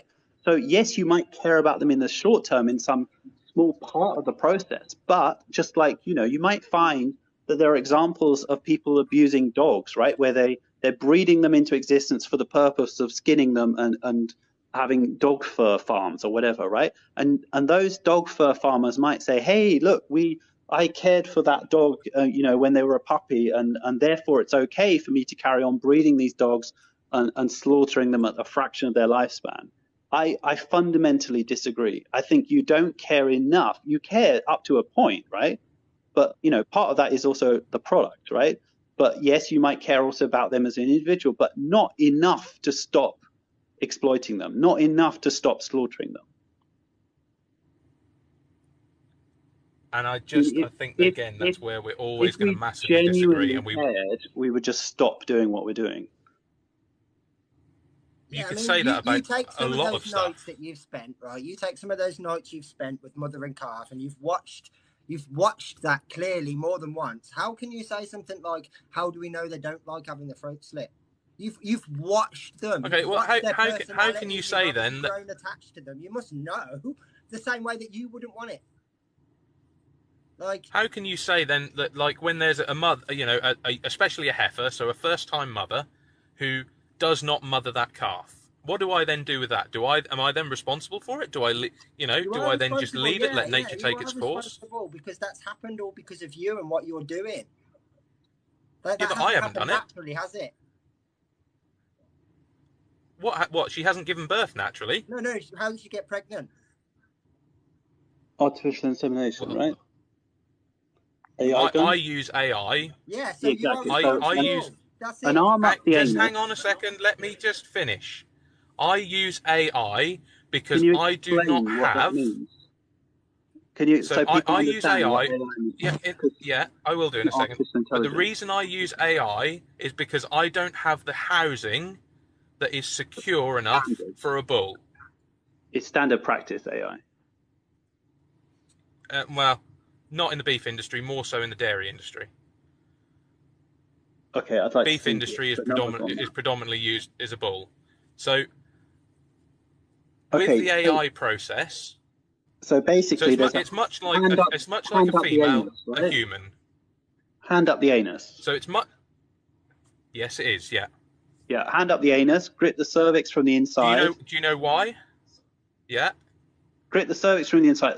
Before that, masturbate the bull to get the semen, right? So a bit of bestiality going on, masturbating bulls to collect the semen. Well, it's not actually like that, but if that's the how do you get the semen? How do you get the semen out of the bull? So there is a probe that is inserted anally into the bull. An anal probe, exactly. Yep. I mean, this is just like animal abuse. It's incredible. You can explain this. Right. So now, forgive me for being a little bit. Carry on. Forgive me for being just a little bit. You put the electric dildo up the bull's, and this is all circle of life food chain, right? Okay. So electric dildo goes up the bull's anus, then it ejaculates. Then you put that into a metal syringe called an AI gun. You've got one gloved arm. It's actually put into a plastic straw. Oh, frozen. So it's then cryogenically frozen. Frozen, right. Sorry, I missed a step. Right, so you put the masturbated semen that was collected with an electric dildo up the anus. You put that into a frozen pot, and then or a straw, or whatever, and then you then get that into the AI gun, right? So how do you get it from the straw into the AI gun? How do you mean? It's placed in by the AI technician. Okay. The straw is basically inserted into the AI gun. Right, and then you've got the gloved. So the hand that's holding the AI gun is in the other hand, and then you've got the other hand forced into the anus while she's restrained, right? And then you're gripping a cervix. This is the contention bit. So the only reason that cow is held in a cattle crush is because it needs to be still in order to insert the AI gun successfully. Now, before you say anything else, I mean, it sounds a bit like rape to me, but well, this is where I was about to say before you say anything else. In a natural, we're going to use the word natural setup, where you have a bull and a cow. The cow, obviously, much like female, human females, they have a cycle. Yeah, they're on heat. That cow, they're basically, and they call it standing heat. Because when a cow is with a bull, if the bull then jumps the cow, she will stand for the bull. Right. Now, I'm not saying she's going to stand rigidly still, because we all know that doesn't happen. If you've got a 800 kilo animal jumping on your back, you're going to move a little bit, quite a lot. But the part of that cycle is standing heat, so she will stand for that bull. So the reason, like I say, this is where. So that is why the reason she is restrained is because obviously there isn't that that movement, because you've obviously got something. It's easier to keep, impregnating them, right? I mean, that's it. It's just easier, right? For the farmer. How do you mean easier? Well, it's more efficient, right? No, it's not. Get it done without them moving around. Arm in the anus, inject her into the vagina, right? Done. Easier than what? Easier than them moving around. Well, yeah, obviously, because if you've got something, it's like it's like a surgeon. Why do you get put under general anaesthetic for a surgery? Yeah, I mean, if I have surgery, it's for my benefit. So none of this is for the cow's benefit. This is us just exploiting them. But the cow, the cow wants to get pregnant. That is part of a cycle. If you put a cow and a bull next to each other, when she gets to a certain point of her cycle, she wants to get pregnant. So what I find weird is that when we talked about a cow not wanting to have their throat slashed open, you were very quick to say, how do you know? How do you know what the cow thinks? But suddenly now the cow wants to get pregnant. So I would throw that back at you. How do you know that the cow wants to get pregnant? Because I was asking you, how do you know? How do you know that's why they jump on top of each other. Yeah. So a cow will ride another cow. The thing is, you will find a cow acting like a bull at some point in her cycle where she will actually jump the back of another cow. And you will also find where it's the other way around. We're doing all of this because of what the cows want, right? So do they also want? No, I'm not saying we are. That isn't. Okay, so it's kind of irrelevant, right? So we're just kind of using that as a point to. It's not irrelevant at all.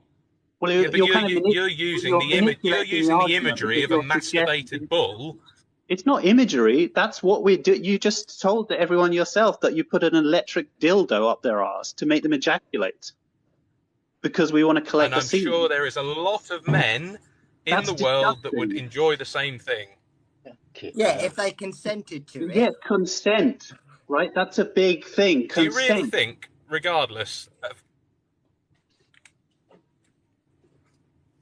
This is bestiality. Like, you jumped away from the process and we're now into consent. Do you think there's any restrictions on bestiality? Do you think that people should just be able to do whatever they want to animals because animals don't have the ability to say no?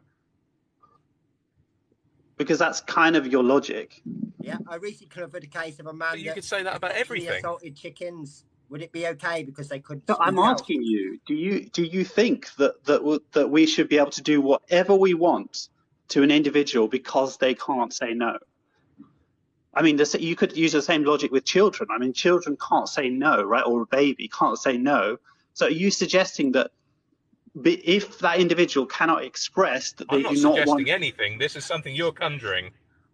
No, I'm asking you. I'm asking your opinion. Do you think that if an individual cannot consent to something, that means that we have the right to do whatever we want? Because I would think the opposite. I think lack of consent is not consent. Absolutely. The same as a drunk lady in a club who is drunk. She does not have the capacity to consent, or a child does not have the capacity to consent. That isn't the same as consent.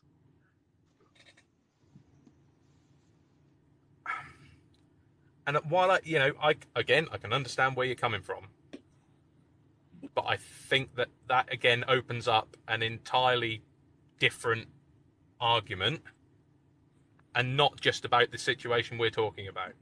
If you had someone who had, let's say, suicidal thoughts, and you then said that you did not want, or you had decided that you did not want any rescue from your compatriots, you were hell-bent on killing yourself, but you had not given them consent to save you. That you can use that argument, the consent argument, about everything to fit something you're talking about. I don't understand what you're trying to say. What's your point?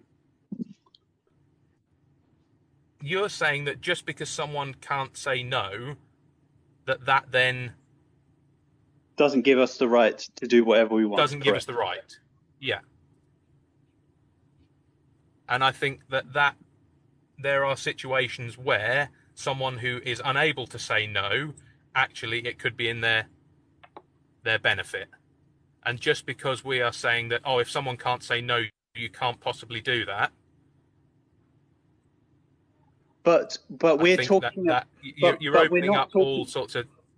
But we're talking about things which are causing harm, right? There's loads of stuff that causes harm with, that, like I say, people can't say no to. Yeah, like being pushed into the slaughterhouse, right? Related. So clearly, to this like a dog or a human or a cow, they do not want to suffer in what happens in a slaughterhouse. Do you agree? Any animal wants to escape pain and death, right? So a dog or a cow or a human, we none of us would want to experience what happens in a slaughterhouse. Do you agree with that?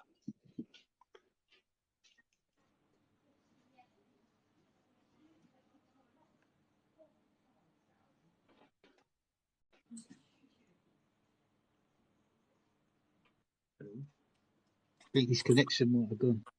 Okay. Vegan design. I don't know. Unless he's. Are you there, Dan? Yeah, I think he's gone. Or maybe he just can't answer. Yeah, maybe he's thinking. I don't know. I hope not, because I've still got one thing I definitely want to ask before he goes, if he's still there.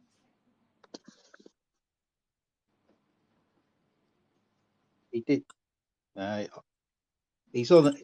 He's still here, but I don't know if you can hear us, Dan. Can you hear us or not? So we can't hear you if you're talking.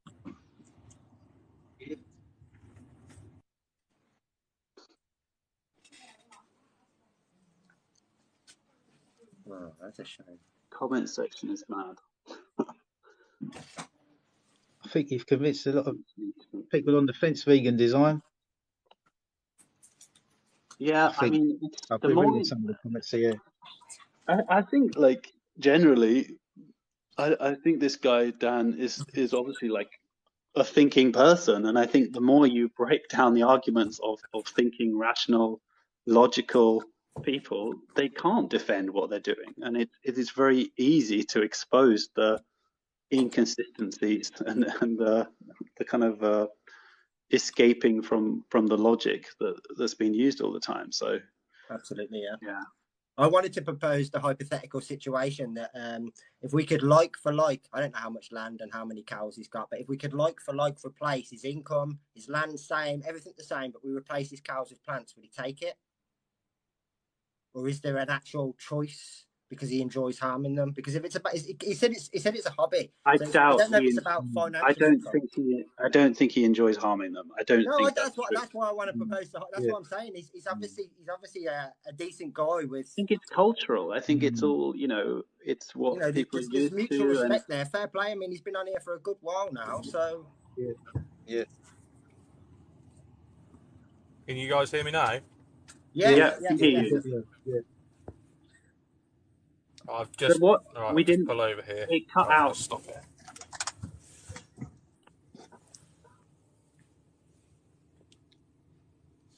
We never got to hear your answer. I can't. I don't know where I've been gone now. I don't know how long. Where did we get to? Because I heard you guys talking about 10 seconds ago.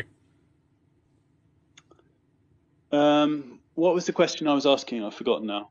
I'm just trying to remember what the question was. Yeah.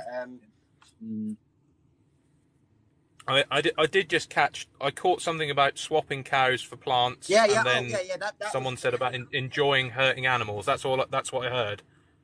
Yeah, that was like the hypothetical situation I was going to propose. If we could swap like for like in terms of space, finances, whatever it is, all the cows you've got, and swap them for plants you haven't got to worry about. So you haven't got to think about all these things, biodiversity or any of that. It's all covered. It's a hypothetical situation. Would you take it? For what? I'm going to use this. Just bear with me. For what gain?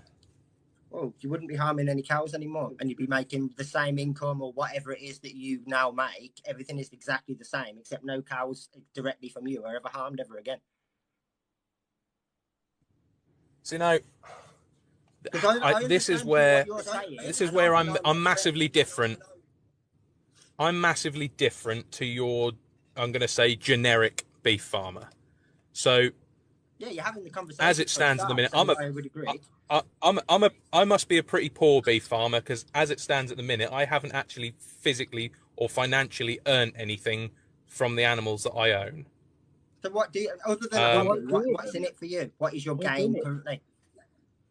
So my mentally, when I finish work and I drive down to where the cattle are out on the meadows, and I walk amongst them, and all of mine are named. All the females are named because they're pedigree. So they are basically trying to keep a traditional native breed bloodline alive. And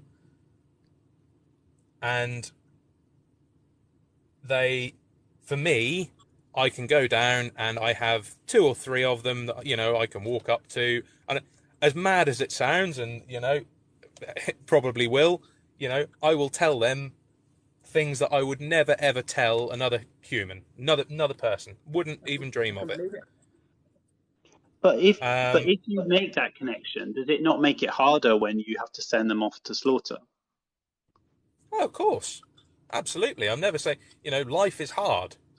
So that would be a gain, no matter what it is. But if that is, I think the issue is that you're in this kind of system where you think that this is just the way it has to be, right? These cows have to be bred, they have to be sent to slaughter, no question. We're not going to doubt the system. But you already acknowledge within the current system that there is suffering, right? Why would you why would you feel bad about sending them to slaughter unless you recognized, like we were saying before, that, a dog, a cow, a human, nobody wants to be in that situation of a slaughterhouse. So you do recognize that they're suffering in some sense, and you do recognize that that's not a nice thing for them. So I would just encourage you to open the realm of what's on the table, and not just about methodology, not just oh, how can I do this current system in a better way, but also how about I just not do this at all? Because clearly I'm causing them intense suffering, death.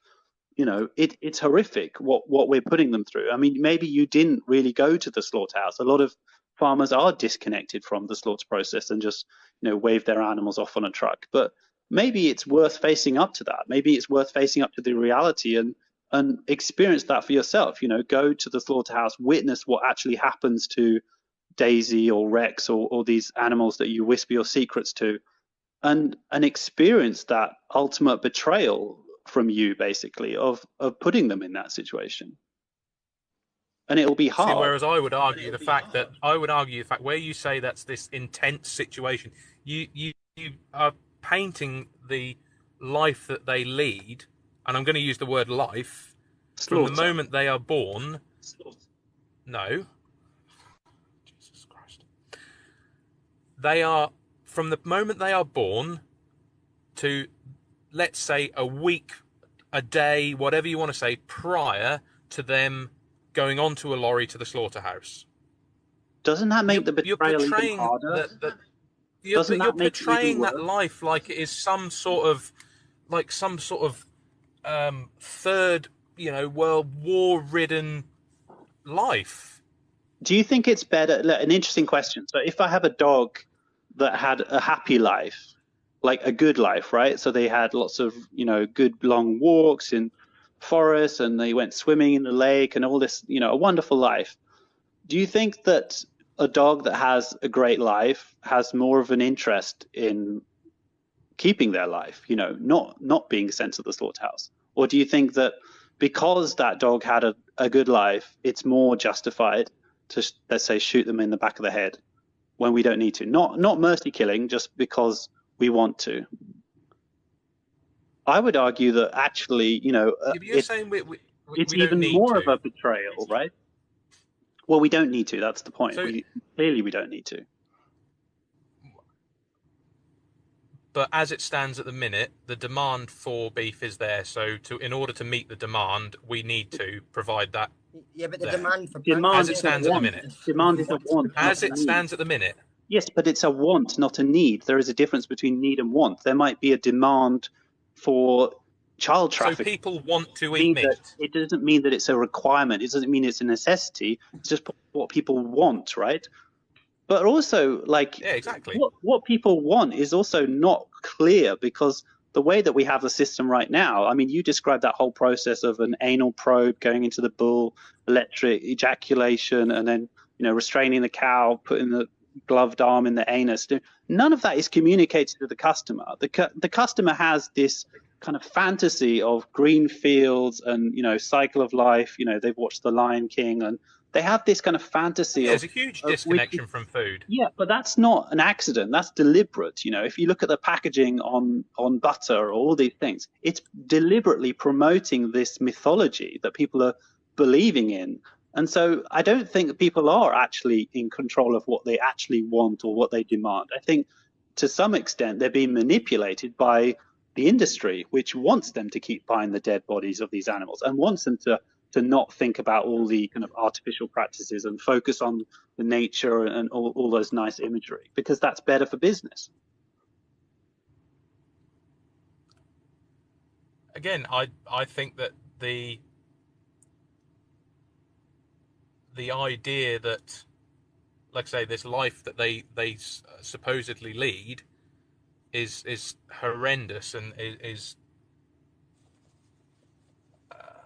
well, I think you can't ignore the slaughter. Verging on where vegans, it's very convenient. No, that is part of the process. That is part of the process. I'm not denying that it happens.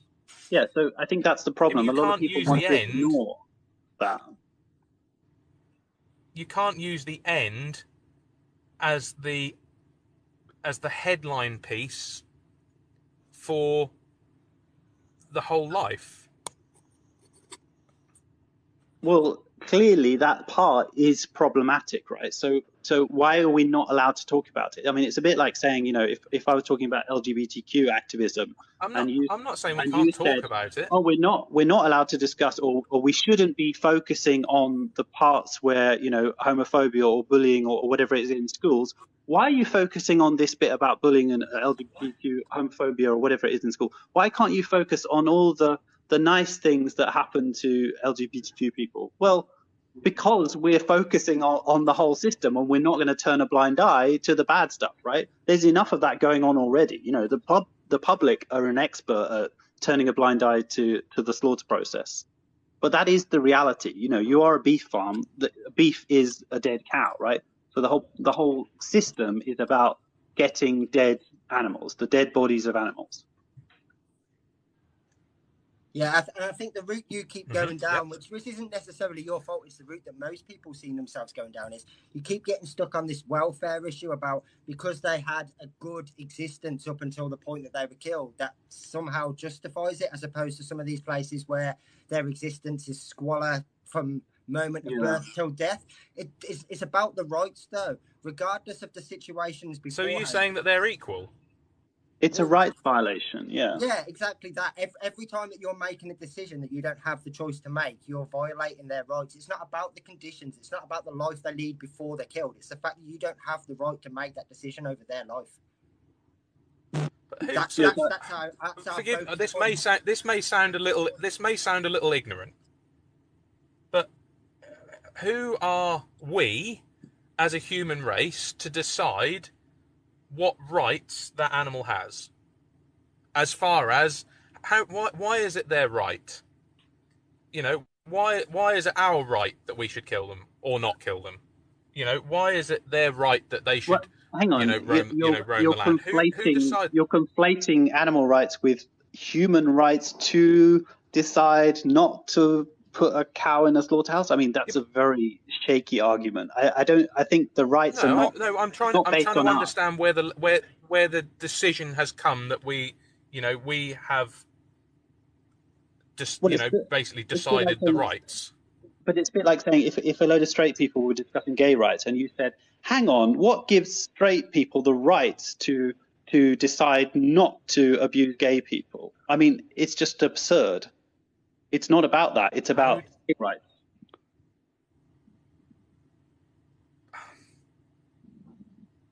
Sorry, just say that again.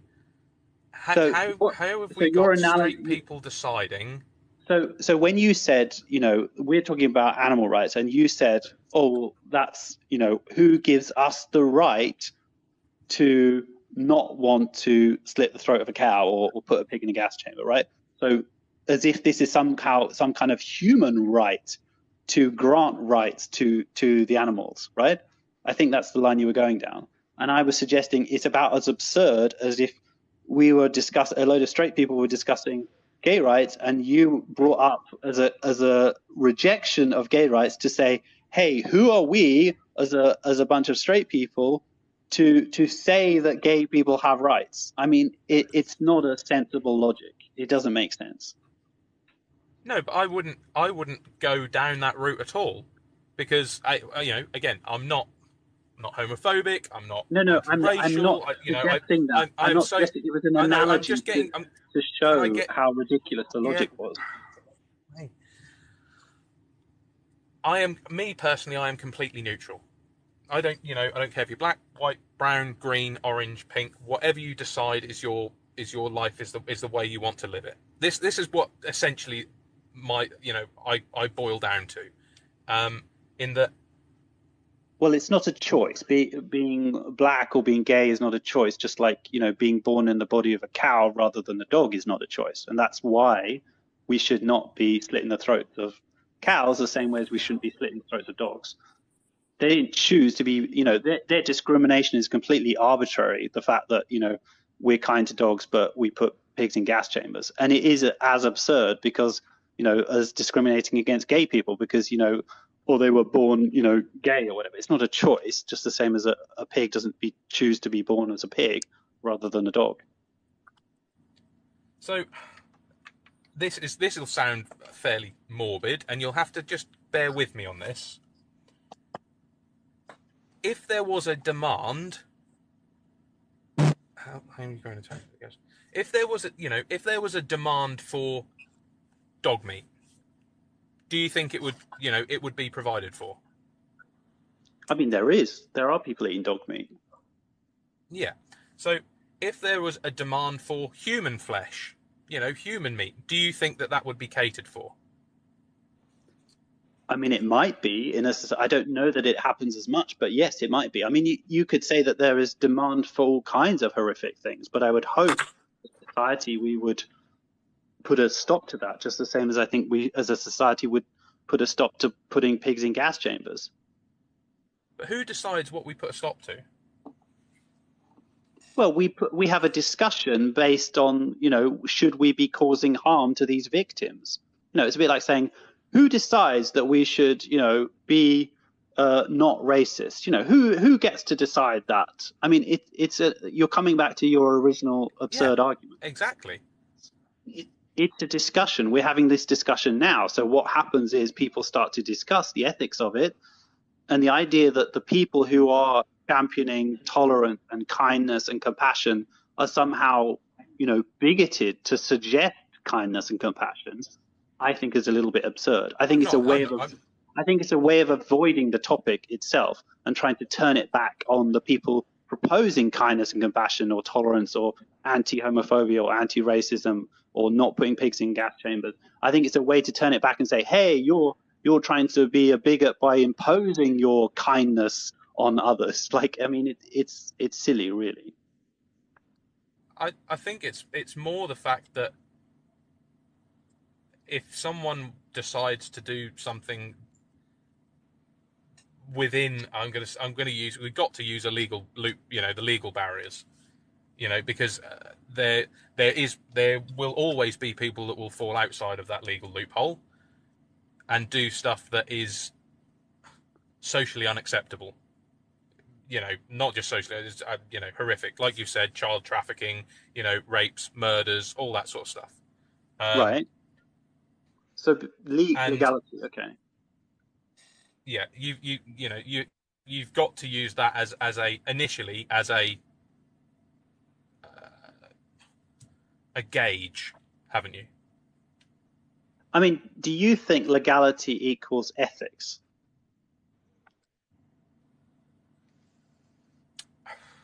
Great question. For some stuff, yes. I think that the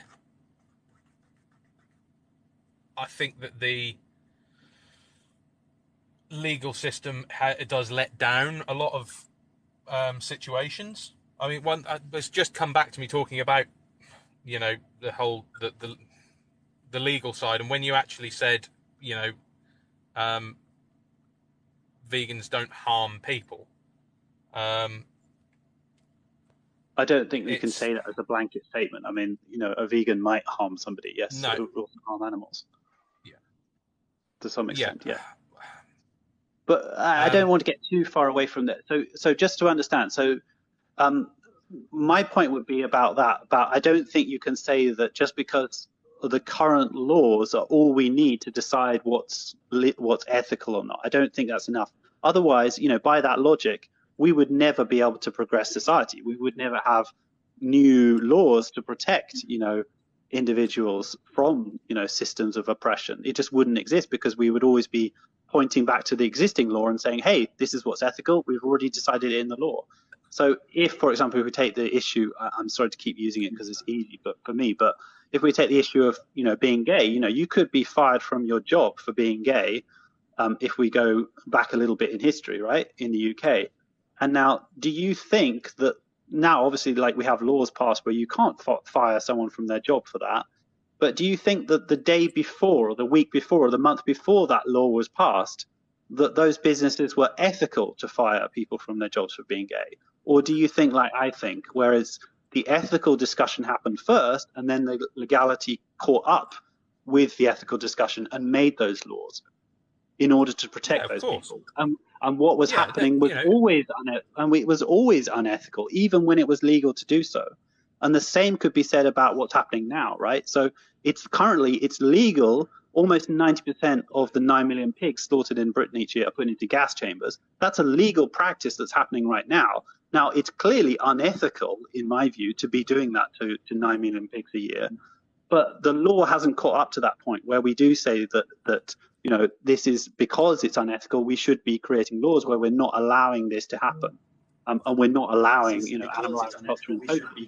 So I don't think we can just point to the laws to say, hey, look, well, if something's in the law, therefore, you know, hands in the air, we don't need to worry anymore. I don't think that's the case. We have to stay vigilant against all forms of oppression.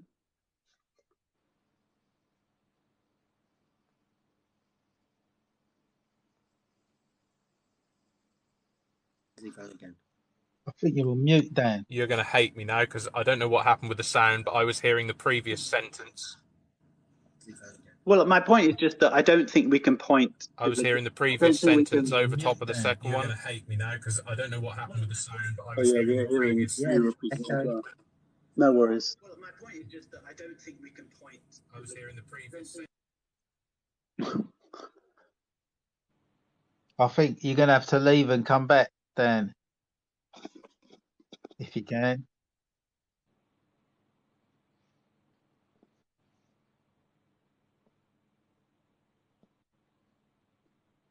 Yeah, I don't know, Dan, if you can hear, but like basically we're just saying, I'm just trying to make the point that I don't think you can point to laws as being like, oh, well, if it's legal, then it's okay. Because, you know, if you look back in history, all kinds of horrific acts were actually legal. And, you know, we have to be able to push society forward. And I think these kind of discussions are essential. That is how new laws are made, because of, you know, the discussions around the ethics, not the other way around. The ethical discussion comes first, then we make the laws. Absolutely. And even then, you've still got to fight most of the times to get justice, even when the laws exist. So it's no guarantee.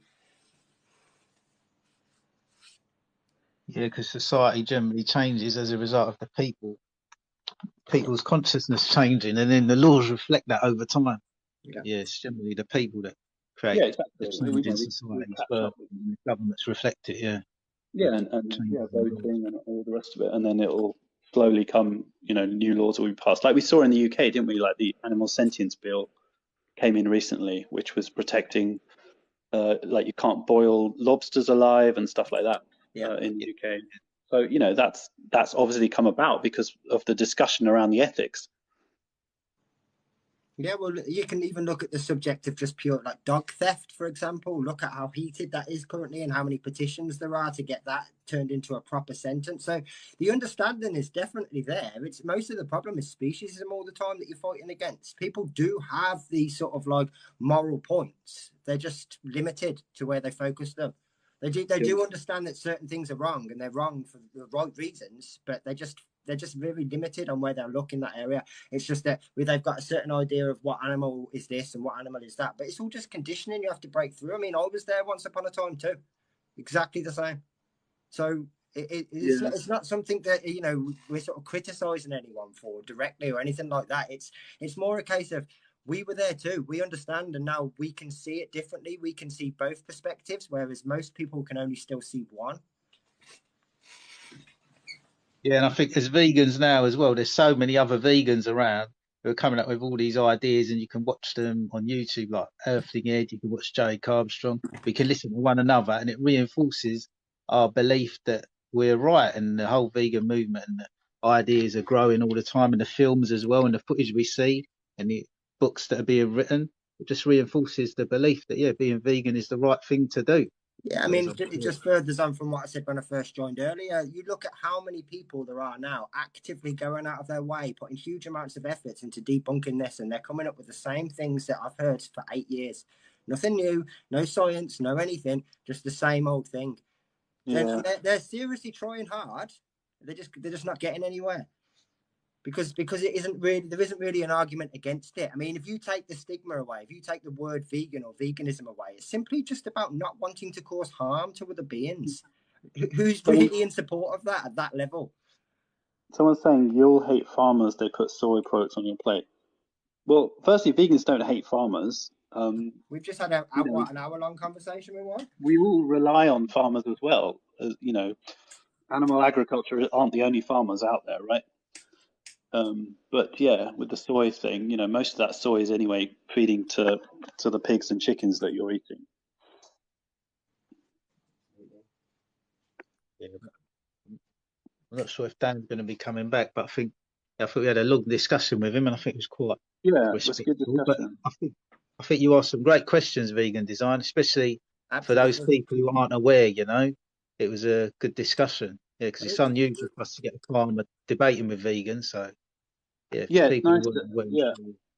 it's nice to have someone who stays in the conversation as well, because a lot of people absolutely fair credit to him for that. Duck away and escape when they realise that they've lost the arguments. So yeah, it's good to really get into detail like that. That doesn't happen so often. No, these are my favourite kind of streams, to be honest, and they don't happen very often. Yeah, they're very rare. Yeah, that's the actual reason I came on, because no one talks about veganism. You go through TikTok, it's all, like I was saying earlier, it's religion, politics, people doing kind of things which just trying to get likes and gifts and stuff like that. There's issues out there in the world, and I think there's space for everyone to talk, right? Like, it's not, veganism isn't the only issue. Of course, we should talk about other stuff as well, but you're right to say I think it's a bit underrepresented, let's say. So it's good that there's a few people like yourself, you know, that are putting time and effort into that. Absolutely. Massive respect to both of you guys. No, same to you, both of you. Thanks for joining. Thanks a lot. I appreciate it, man, because like we wouldn't have had the discussion if you guys hadn't turned up. Yeah, and even to Dan as well. So yeah, it was a good discussion. So yeah, thanks for coming on. Thanks for speaking. Thanks a lot. All right. Bye, guys.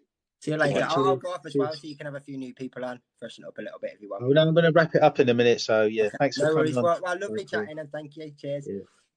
Great job, you guys. Right, thanks a lot, everyone. Yeah, make sure you give a follow to Not Your Mum, Not Your Milk, and Vegan Design as well.